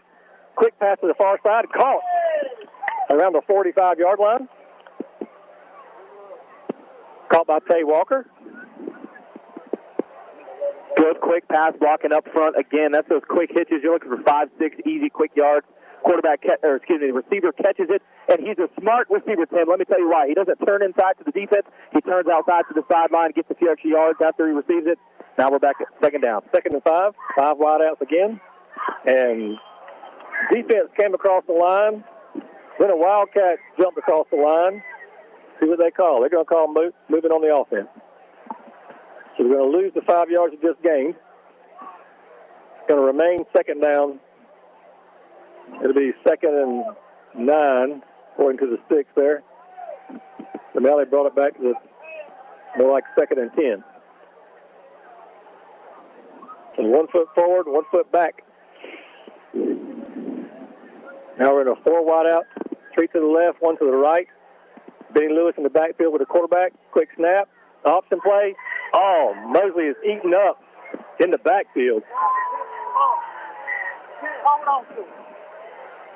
Tim, we saw this same play last week against Glenn Academy. We ran it a number of different times. Unfortunately, we got to have that quarterback read that defensive end a bit better. That defensive end crashed. He put pressure on him. Needed to pitch it outside to number 25, Benny in the jet. Here we go. Loss of 5, a loss of 4. 3rd and 14. 4 wide out, 3 to the left, 1 to the right. Benny Lewis in the backfield with the quarterback Mosley. Mosley with the call, the snap. He drops back, looking left. Little screen pass. Oh! Come on! Screen pass was just out of the reach of Lewis and almost in the reach of number 18 for the Indians. And we came out through a quick strike on the first down, first play of the drive, through a quick strike to the hitches outside, and it's been downhill from there, brother. Well, he had some blockers there if he got the pass. It might have been a big play if we could have executed it a little more better. But anyway, it turns out the 4th down, 4th and 14, and here's the punt by Walker. Nice little bounce, hits the 30, bounces forward to the 25, where it's down by the Cats. Listen, register, taps the ball, hands it to the referee. It's going to be 1st and 10 for the Indians at their own 24. So if we're looking at a battle of field position, we're getting better. We were back on our side, now we're back on their side. We punted last time with them, they had the ball around the 45. Now we punted to them, they got the ball around the 25. So we're slowly moving in the right direction.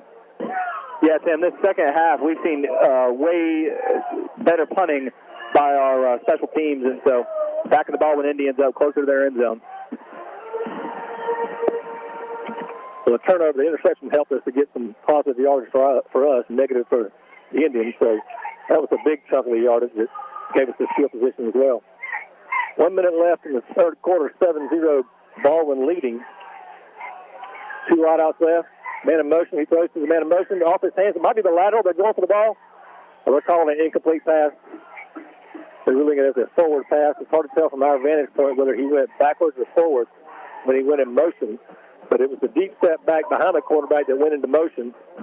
He tried to throw it to him, kind of a little wheel route, I guess. Maybe he was moving back forward again at that point. Tim, that's that 3rd or 4th time we've seen it tonight. Earlier, the Indians they didn't hit Jacobs in the flat, but he's, like you just said, he's running a small little wheel route, running out to the flat, trying to hit him. That time it was a little too high. Earlier, we saw the quarterback, the freshman quarterback for the Baldwin Indians, hit his receiver in the slot. This time, didn't connect. 2nd and 10. 2 wideouts right, 1 back set, hands off to the 1 back. He's rolling to the left, trying to get around the edge, but the Wildcats are there. They hit him around the 25-yard line. Maybe even a loss in the play. Wildcats strung him out that time. Were able to get him before he got to the line of scrimmage. Again, that was number 7, Jacobs, with the ball. One thing that our defense did great is they didn't allow him to get vertical, Tim. He was only running horizontal. He actually lost yards on the play. So 3rd and 11 now. Loss of a yard. 2 wide right, 2 wide left on the far side of the hash of the field. One back in the backfield with a quarterback. In the shotgun, he moves in motion to the left side of the quarterback now. Here's the snap. Quarterback's looking left, throws deep. Ooh, way away from his receiver. So we had a defensive back kind of diving for it. I think that may have been 17 again. Rhett Roden diving for the interception, but a little bit short of it. It looks like that receiver was supposed to run a post route, which means he's going to go in the middle, and then he's going to bend back out to the left to the sideline. But that one, it looked like he ran a drag route, so instead of bending out towards the sideline, he actually came across the middle there. Quarterback-receiver disconnection on that one. So the defense has stood up again. Pardo Vargas in for the punt. It's 4th and 11. A low snap, he kicks it up. A low rolling kick, but it'll get a good bounce, and it's going to roll into Wildcat territory. Just end over end, near the 30-yard line where it rolls out of bounds. So a really good punt, really good roll there. It kind of took away some of that field position that we had gained.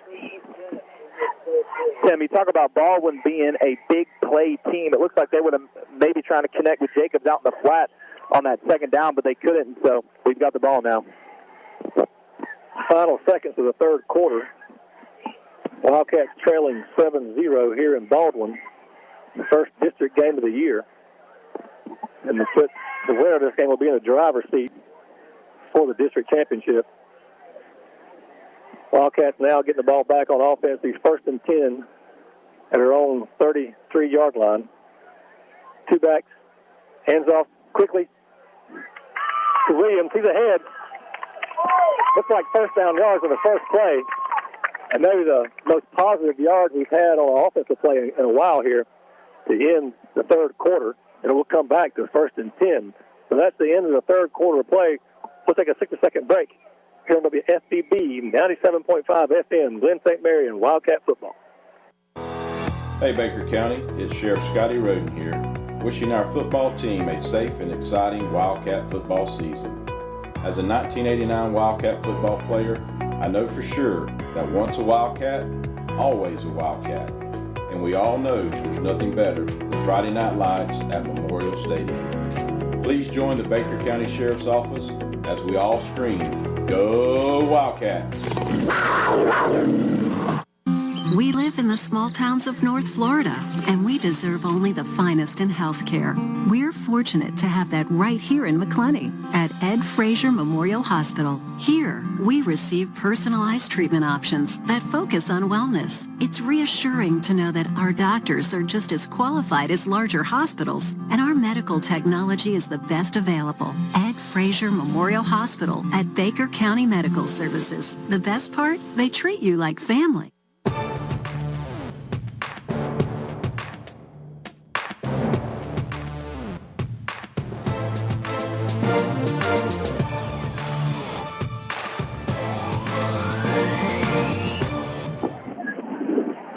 Welcome back to Baldwin, Florida. 1st and 10 for the Cats. Hand off to Wilcox, going left. Defense strung it out. And probably no gain on the play. It'll be 2nd and 10 from our own 45-yard line. That quarterback sent Williams out into the flat, put him in motion. He's trying to see if the defense is playing a man defense or a zone defense, seeing which back he needs to give it to. That one couldn't really tell what type of defense, and so we'll see what we got coming on 2nd down. Timeout called by the Cats. A little confusion on the next offensive play. So we'll take another 60-second break and come back to Wildcat football. WFBB 97.5, Glen St. Mary. Hi, I'm Gary Sinise. Our veterans put everything on the line to protect our freedom. We may never be able to repay them for their sacrifice, but we can show them just how much we appreciate all they've done. You can help by simply sharing your time, lending a warm smile, a supportive hand, or a sympathetic ear to someone who needs it. Everyone can do something to make veterans know just how much we appreciate their service. Please visit www.volunteer.va.gov. What will you do? Baker County Farm Bureau wants to wish the Baker County Wildcats much success this football season. Baker County Farm Bureau, specializing in auto insurance, homeowners insurance, along with life insurance. To get started with Farm Bureau, contact Jack Baker or Justin Webb at 259-6332. That's 259-6332.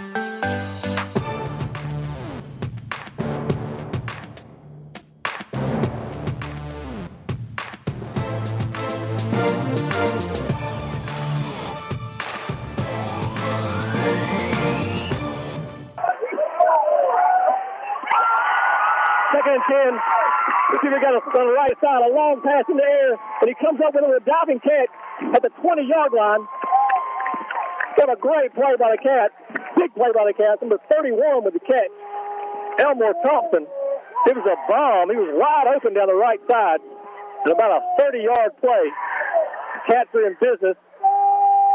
First and 10 now in Indian territory. Around the 18-yard line. That was a great read by Mosley earlier. He saw that the defense was playing slack zone. He hit it to his receiver. He caught it. Big gain for the Cats. The next play is positive yards as well. The keeper on the quarterback, he kind of ran on the line with the running back, but he finally took the ball up the middle for a gain of 6, second and 4, around the 13-yard line. Quick handoff up the middle to Benny Lewis. He's through the line of scrimmage. Across the line of scrimmage with a first down yardage inside the 10-yard line. Wildcats with momentum now. Tim, first down. You got to give credit to the big fella, number 62, Ben Davis in there blocking for his brother Benny in the Jets. Good blocking up there by the Wildcat offense. Timeout called by the Indians. With their backs to the wall there, breathing hard. The Wildcats are on the move, and they want to call a timeout and take a rest. We'll keep it here for now. What happened on that last play, finally, he had the option this time, and he handed it off to the running back up the middle. Right. And he was able to hit the hole quickly. Yep. And we've got the defense on their heels now, which is why they're calling a timeout and trying to get there. But we're down inside the 10 with first and goal situation. We're trailing 7-0 with 10:35 left in the ball game. Got to score here with 10 minutes left. We have the momentum. Had a big play from Mackay Mosley on the pass play to 31.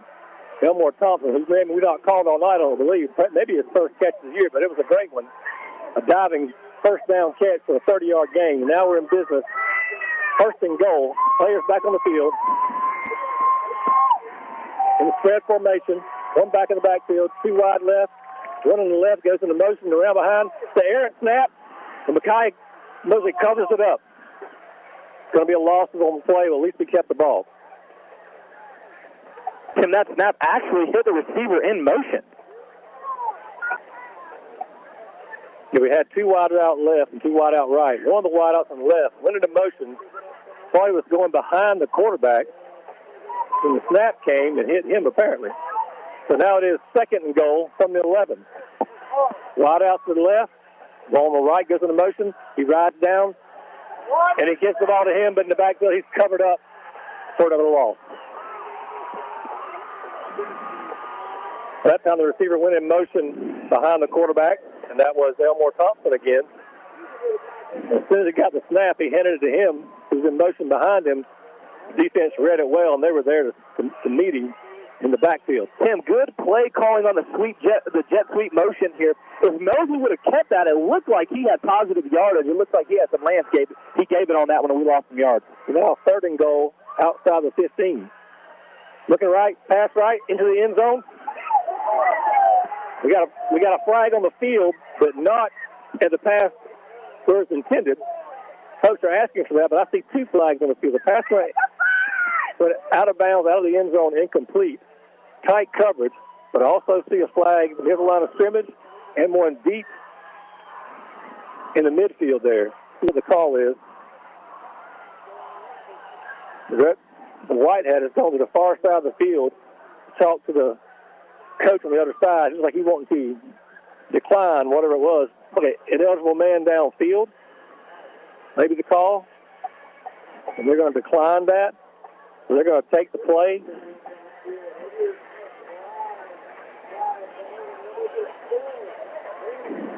It's going to be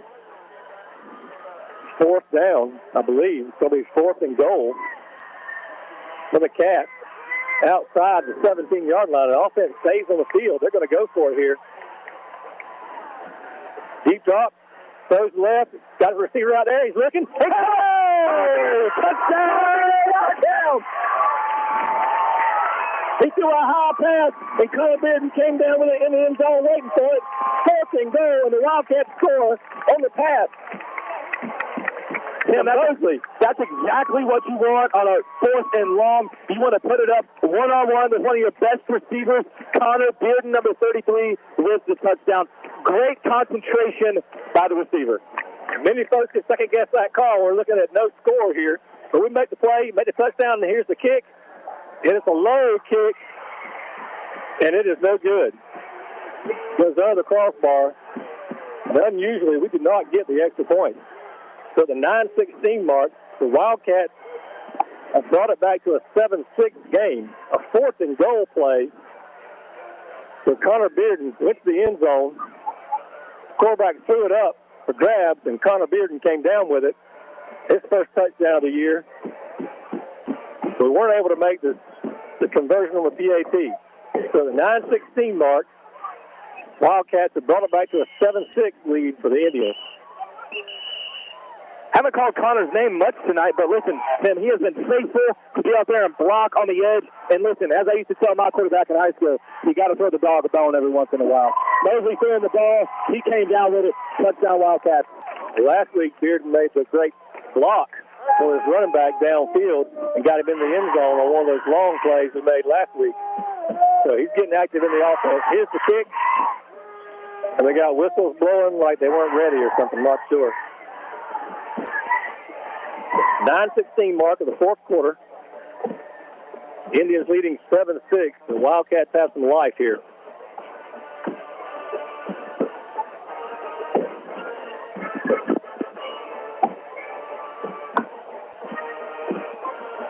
There was no penalty here. They just blew whistles like they weren't quite ready for us to kick the ball, apparently.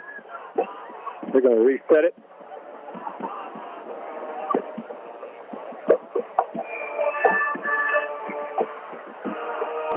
We're in the heart of the fourth quarter, Tim, and it looks like right now the Wildcats have some momentum going forward. The Baldwin sideline is deathly silent over there for the Indians.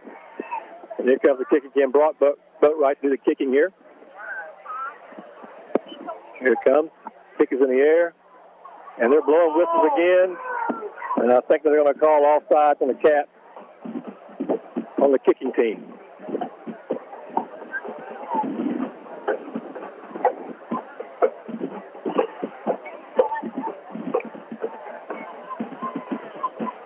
These flags, they stopped the play, just kind of killing our momentum here in the fourth quarter.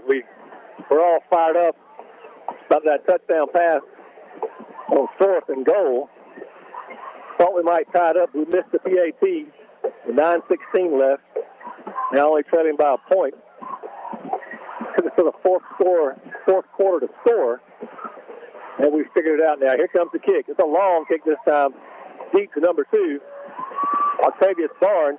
Wildcats and Birds push to the left. They hit him. Oh, the ball's out. Oh, it's screwed up by the Cats.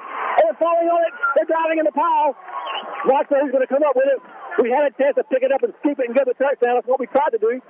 I don't know if we came up with it or not. And I think Baldwin might have got it back at the bottom of the pile. We hit the returner about the 20-yard line. The ball came flying out, bouncing on the ground. One of our guys tried to scoop it up around the 10, but he couldn't quite get a hold of it. It went to the ground. They went to the ground. Indians came in and got it on the ground, and now they're with the ball again at the 10-yard line. First and 10 on their own 10-yard line. But the Wildcats are fired up. They're asking for it from the crowd. The crowd's giving it to them. Let's see what the defense can do here. First and 10. They got One wide out to the right. Two backs in the backfield. Here's the snap. Quarterback going to keep it. That little keeper in there. The Wildcats hitting about the line of scrimmage. He falls forward for maybe a 3-yard gain. How that Wildcat formation, the direct snap to the deep back. It'll be 2nd and 7.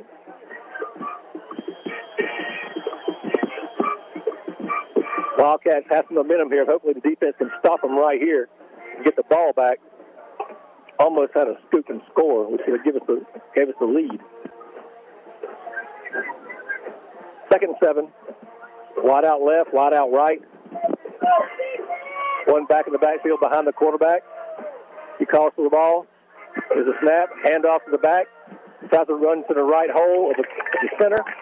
He fit pretty quickly. Several cats in there.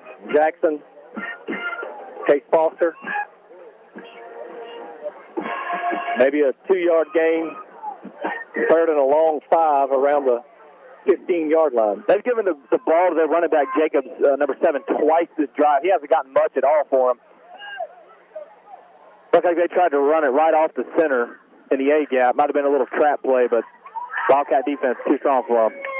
Got a different back in and out. I see number 20. Marcus Hamilton's in the backfield. Wrong side of the quarterback. One wide left, one wide right. Got a tight end on the other side. Here's a snap. Handoff to the back. He's hit in the backfield. Pull off. And a flag thrown in at the point of the tackle. Hope it's not another one of those face masks. But where it was thrown, it doesn't look good.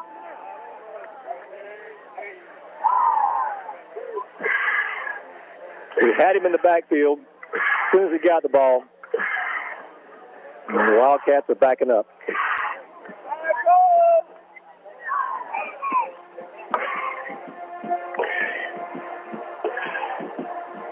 I think he said personal foul, but I could not tell any more details. He did not make a face mask call. But regardless, it's going to be a first down for the Indians, and the defense had them stuffed. Had that happen a few times last week. We made some great plays with some mental errors, cost us penalties in that first half against Good Academy. About 95 yards of penalties in the first half last week. Nowhere near that this week. But that penalty right there jumps up and bites them. 1st and 10 for the Indians. Hit the backfield. The Wildcat got him.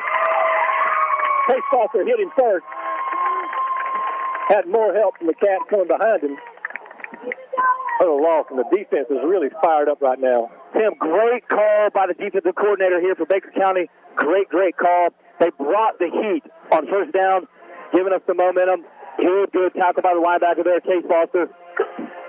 Good tackle for a good loss. And with a 7-minute mark in the final quarter, Wildcats are trailing 7-6. For the injured player on the field, we'll take a 60-second timeout with the injured player. We'll be back in a few moments on Wildcat Football on 97.5 FM WFBB. Have you ever thought about cleaning out your garage or wonder what you need to do with all those aluminum cans or scrap metal you've got laying around in the backyard? Well, look no further. You just need to load it up and head to American Recycling. Tim Hughes owns and operates American Recycling on Woodlawn Road in McClenny, Florida. They're open Monday through Friday, 9 a.m. to 5 p.m., and on the 2nd and 4th Saturdays of every month from 9 a.m. to noon. Stop by and see Tim and maybe even cash in on that stuff you've got laying around. Tim and American Recycling say, go Wildcat.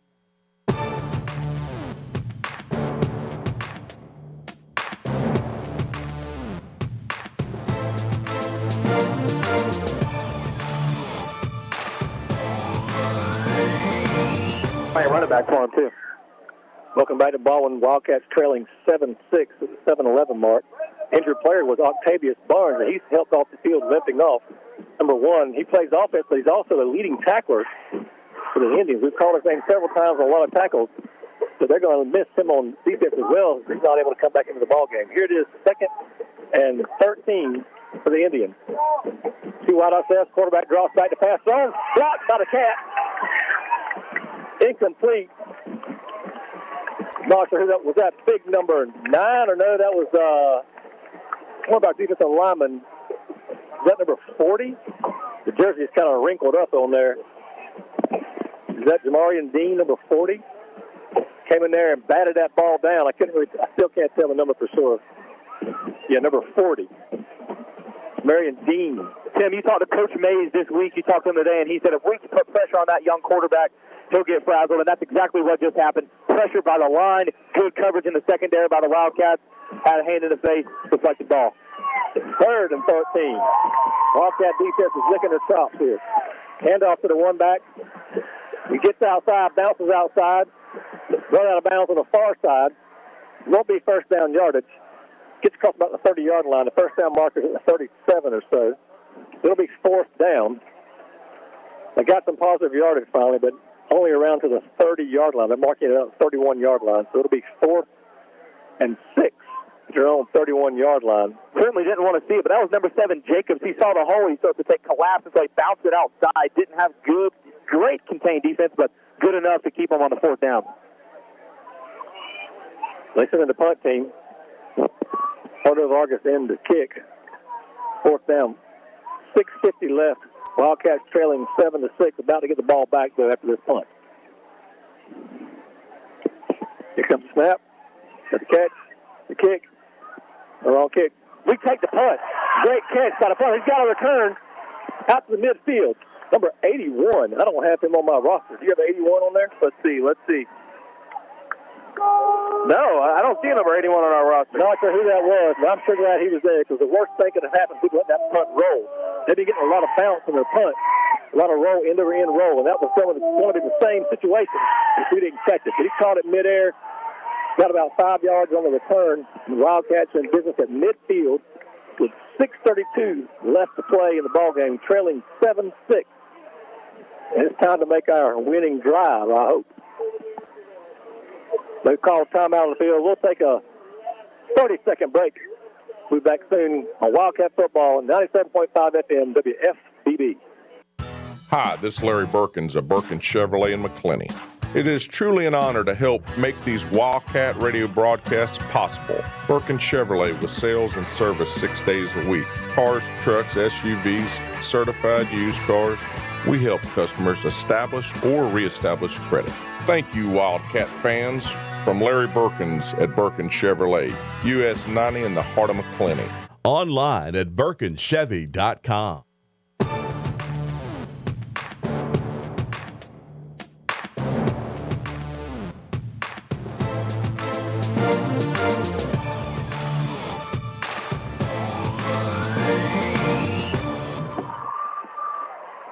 Welcome back to Baldwin Porter. Wildcats take over 1st and 10 at midfield. Here with 6 minutes left in the game. We're trailing by 1, looking for the winning drive right here. A drop snap. Murphy picks it up or falls on it, we hope. Pilot Indian on top of him. I think we got it back. It's going to be a loss of 5, though. Make it 2nd and 15 after the drop snap. Certainly not how we want to start the drive here, Tim. 3 wide to the right, 1 to the left, 1 back in the backfield with a quarterback. Here's the snap. He's looking right, rolling right, throwing right. Just behind the receiver in the middle of the field.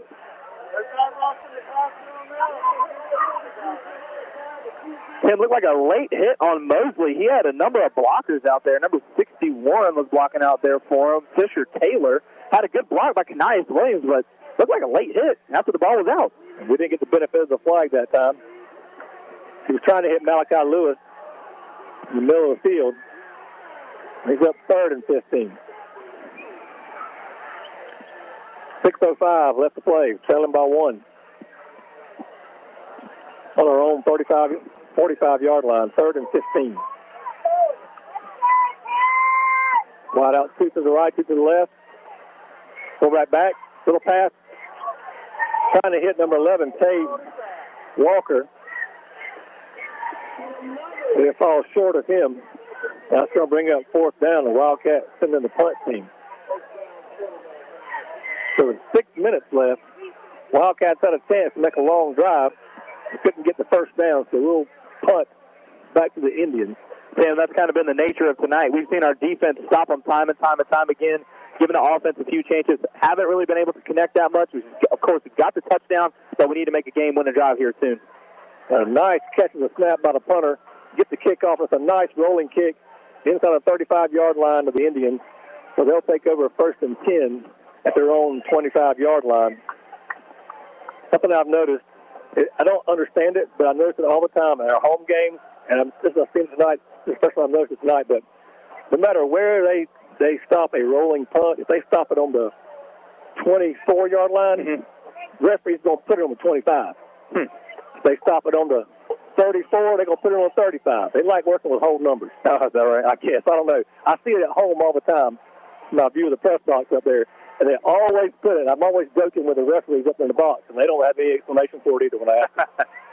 But anyway, it's 1st and 10 for the Indians at their own 25-yard line with 5:43 left to play. Wildcats trailing 7-6. Defense has really been tough here in this fourth quarter. Hopefully we'll continue that on this drive.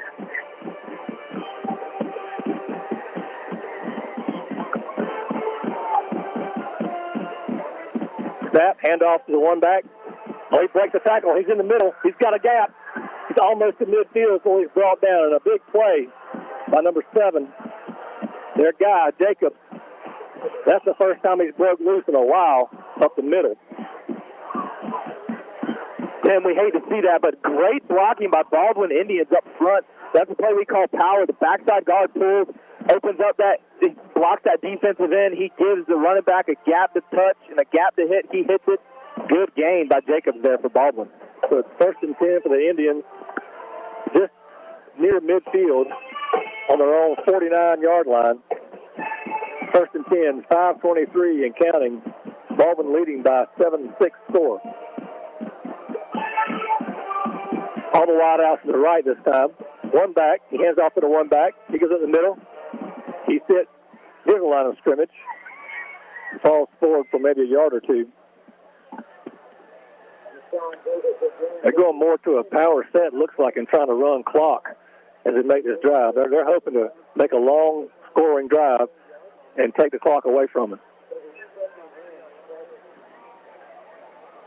I don't think we'll see many passes on this drive unless they get really behind the sticks here. 2nd and 7. They're going to try to burn clock, I'm sure. They're even kind of stalling around before they snap it, with the clock counting 4.5 minutes now. Here's the snap, handoff. He swings out right, around the edge there. Takes the caller for a holding call, but didn't get it. Tackled by Gavin Mosley. Gained about 5 yards, and he tripped and stumbled out of bounds after Mosley hit him. Tim, whether it was a hole or not up front, we only have one guy really playing contained defense. The secondary had to come and help him out there. So it's 3rd and 4, maybe. Around the 45-yard line, now in Wildcat territory. 3:54 left to play. Baldwin driving, leading by 1 point. Defense shifting around, one wide out to the right, strong step to the right, one running back, handoff to 9. And almost tackled in the backfield. Chestnut got a hand on him in the backfield, but couldn't hold on to him. He bounced it outside to the right, got first down yardage inside the 40-yard line of the Wildcats. It'll be 1st and 10, the 39-yard line. That's exactly what you don't want to happen to him. Those running backs, they're taught to be sneaky. They're taught to make a guy miss, and typically if they can make a guy miss, they can gain some yards after that. Looks like we've got number 15 down on the field. He was still timeout on the field. That's Seth Chestnut. He was limping a little bit after that one. Now he's walking off the field. So I guess they're calling the timeout back, saying, "Come on, boys, get back on the field. Let's keep going." So a very brief official timeout for the injury as Chestnut comes off the field. He's really one of our leading tacklers. Not sure who went out there in his place. But it's 1st and 10 for the Indians at our 40-yard line.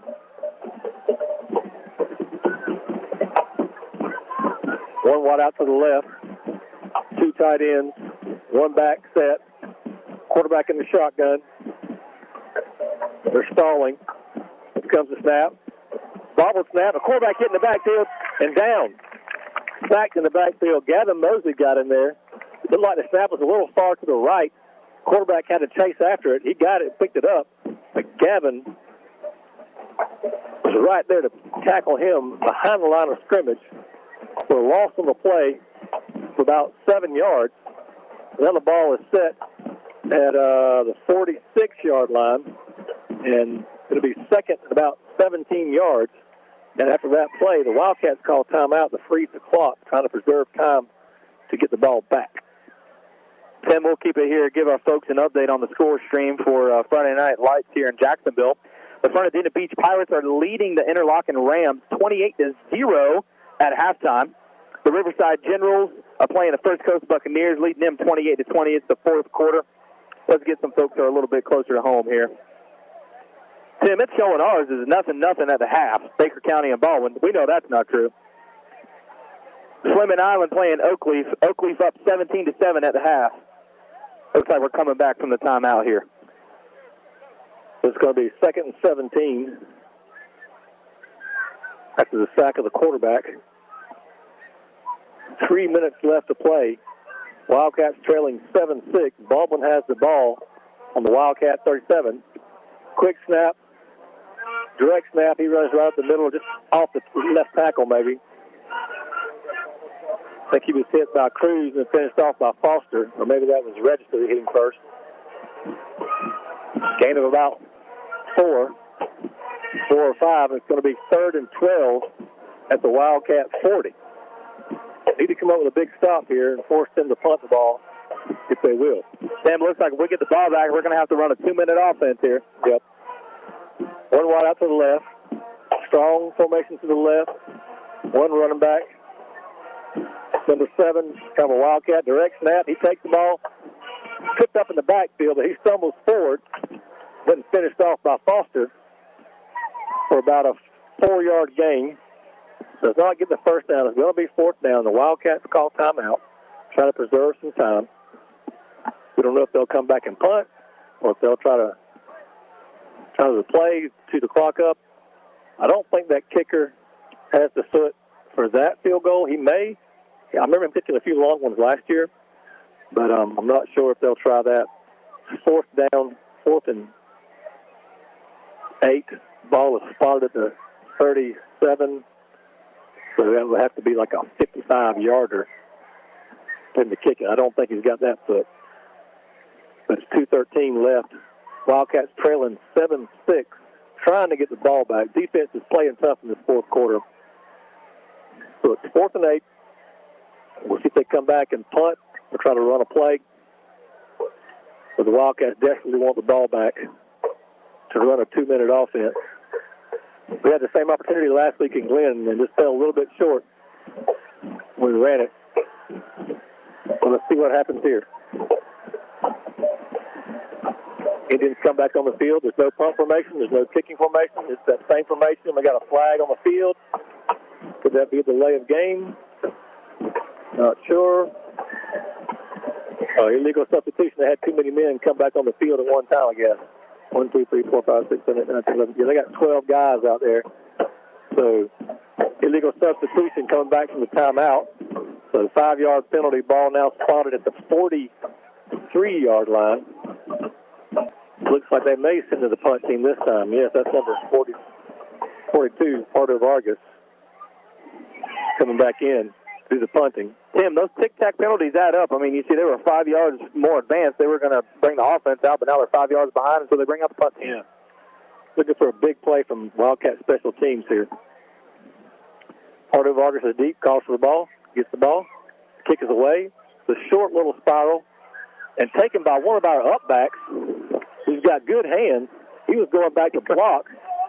I think that was Cruz, I believe. Yeah, that was 22, Cruz. Cale Cruz was going back to block the gunner, and he turned around and saw the ball there. And he said, I can catch that, took it. Got about 2 yards out of it. Wildcats are in business, had the ball. It never hit the ground, which is good for us. So 2:04 left to play. Wildcats have the ball. Time for a game-winning drive. Snap, 3 wide right. Pass to the right. Oh. A flag is thrown in there. Looks like pass interference, hopefully. One of the Indians came out with the ball, trying to claim an interception. The flag was thrown. Hopefully it'll be defensive pass interference.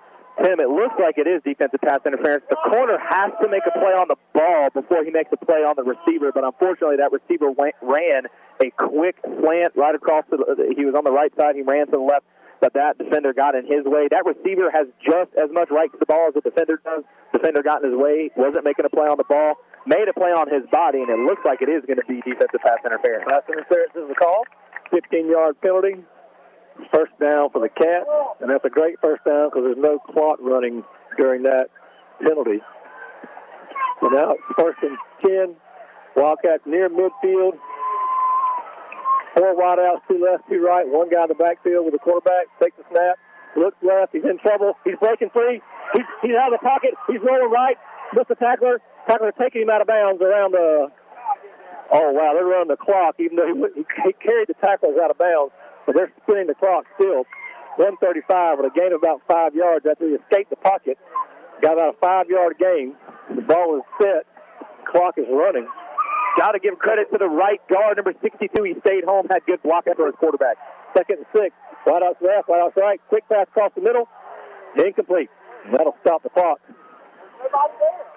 1:18. He's throwing in the direction of Malachi Lewis and Tay Walker. Comes up incomplete. Be 3rd and 6. 1:18 left to play. Wildcats trailing with the ball at midfield. 3rd down. 1:18 left to play in the game. Need a game-winning drive.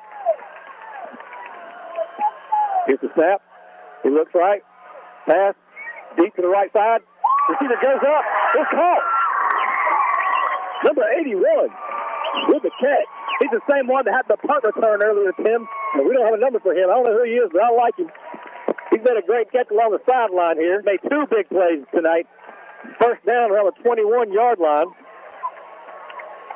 Mosley put it up there for him, and he's not a big fella, Tim. He's a little fella. He's that little fella, go get it, and he got it. 1st and 10. Quick pass to the right along the sideline. Caught. Good Walker. Good work by Walker to get out of bounds. Smart heads-up play by the receiver. 57 seconds left to play. Ball's now spotted around the 12-yard line. There's a 13-yard line. 2nd and 3. Trailing by 1. Trying to make a game-winning drive. On the move. 2nd and 3 at the 12. And timeout called by the Indians. Again, we got them on their heels, and they're calling timeout. Wow. Figure out what's going on. We got a couple of linemen kind of limping off there a little bit. He wasn't coming out of the game, but Nathan Crawford, number 76, he's going to stay in there and fight. But those guys are fighting hard in the trenches here, giving the quarterback a little time here on this last drive. They sure are. Tim, listen, I played offensive line in high school. Linemen don't get the credit they deserve. That's why I try to shout these big fellas out. This drive, listen, they have given Mosley ample time to sit back in the pocket like, man, it's another day in the office for him. He's looking. On that play, it looked like when 81 caught it for us, they just said go. They sent him on go routes. He put it up there. 81, not a big receiver, but he got up there over the corner, and he caught that thing for a big first down for us. Here we go, coming back from the timeout. Wildcats in business. 2nd and 2. At the 12, the 13. Trailing by 1. The snap. Handoff. And up to Billy Lewis in the middle. He's fighting hard. Pushes some guys. He pushes an end zone. He's in there for the score. Touchdown, Wildcats. Billy Lewis. Touchdown, Billy and the Jets.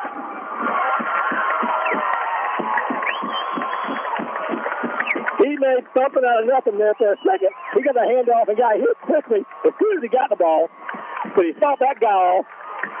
Went to the next guy. Then he had some help with the lineman. I think they all pushed him in the end zone.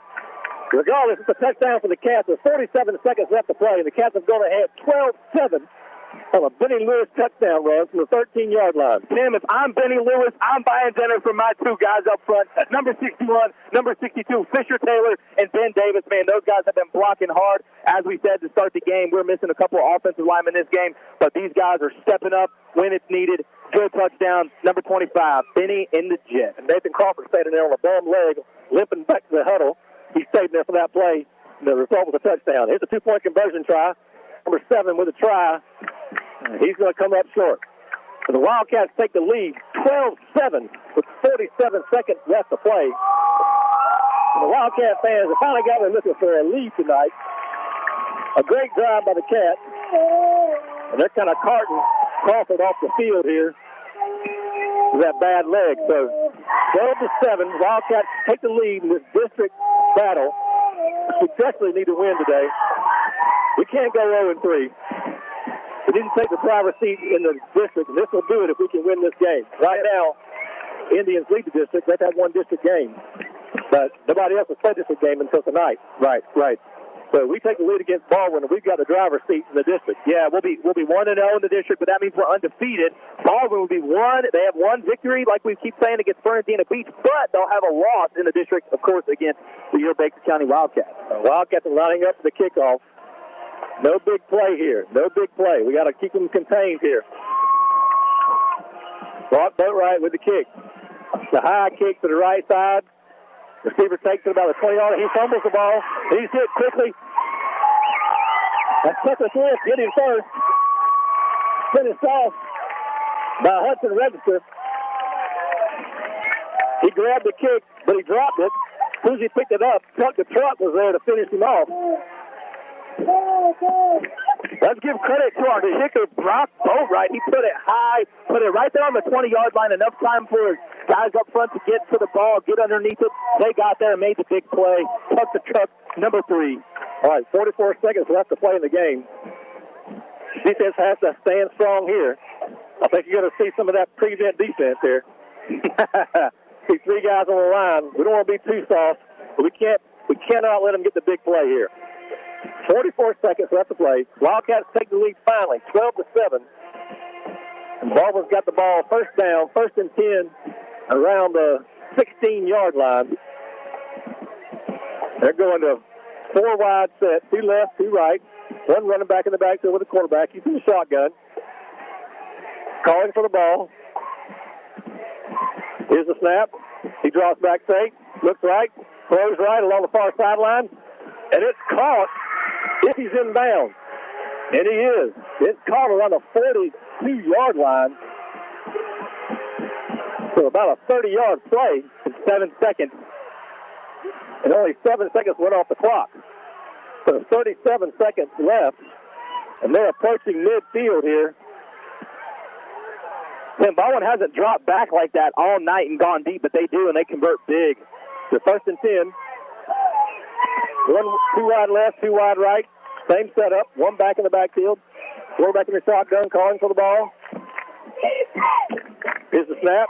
He drops back. He throws left this time, looking left, and out of bounds, incomplete.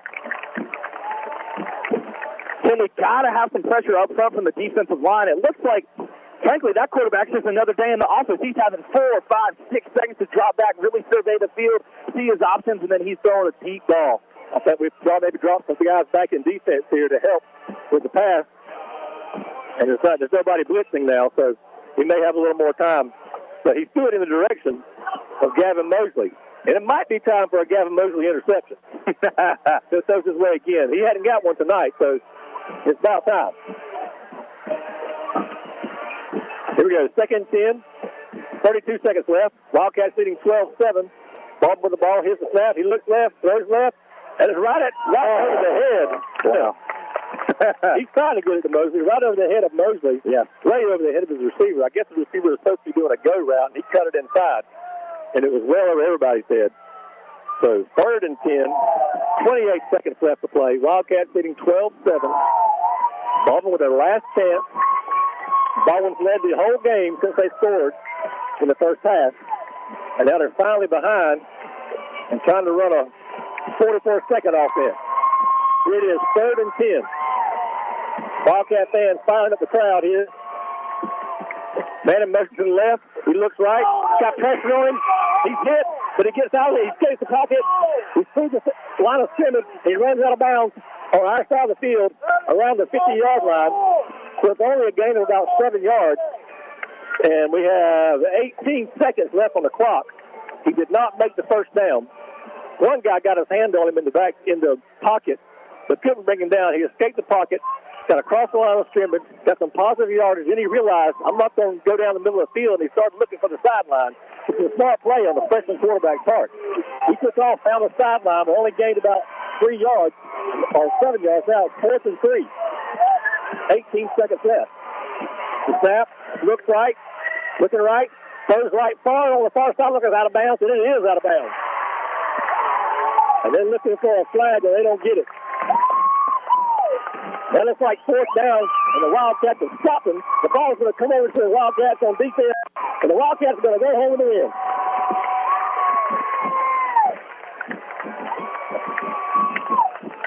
The defense has stood up in this 4th quarter, and the offense finally found some rhythm. And here it is with 11 seconds left, and the ball turns over on downs to the Wildcats, and we're going to get the favorite formation. We're going to go into the victory formation.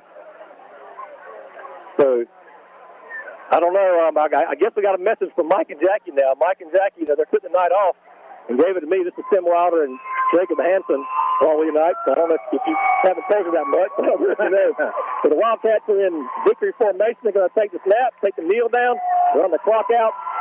It looks like Mike and Jackie are 0-2. And Tim and Jacob are 1-0. That's right, brother. Undefeated. Just a little form of our friends. So the Wildcats really stayed in it tonight. You know, last week in the game, they stayed in the game. They didn't quit when they were down 20-0, right, at Glen Academy. Brought it back, tied it up, weren't able to win that game, but they learned something in that game. I think they learned about their characters. They can stand up. They can make a difference. You still got time. Because they played hard tonight. It was a long battle up in the trenches, defensive battle all night long. I mean, nobody scored much at all. They scored once in the first half. And we came back, finally tied it up with a 4th and goal play, 4th and 23, I think.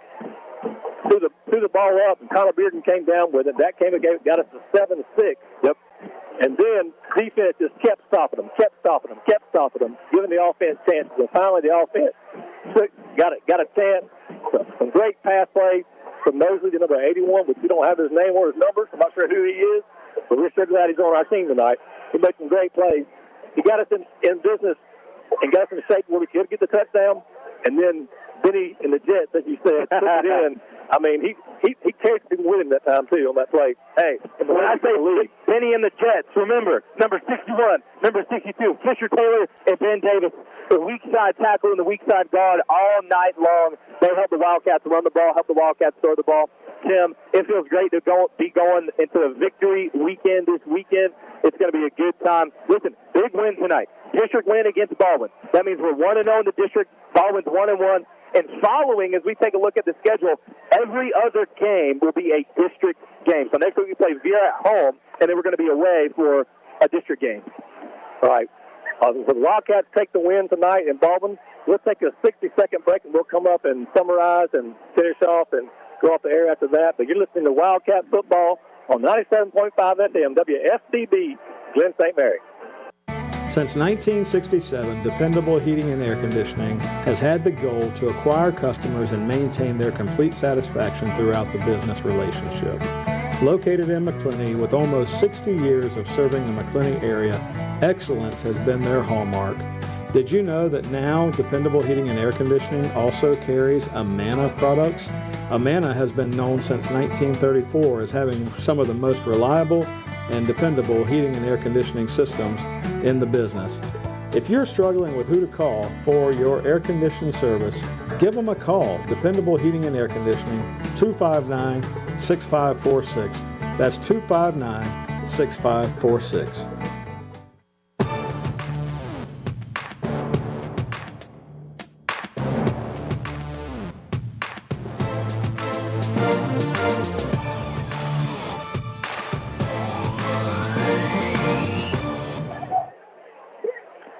Welcome back to Baldwin, Florida, where the Wildcats have just taken the go-ahead victory, come-from-behind victory against the Baldwin Indians.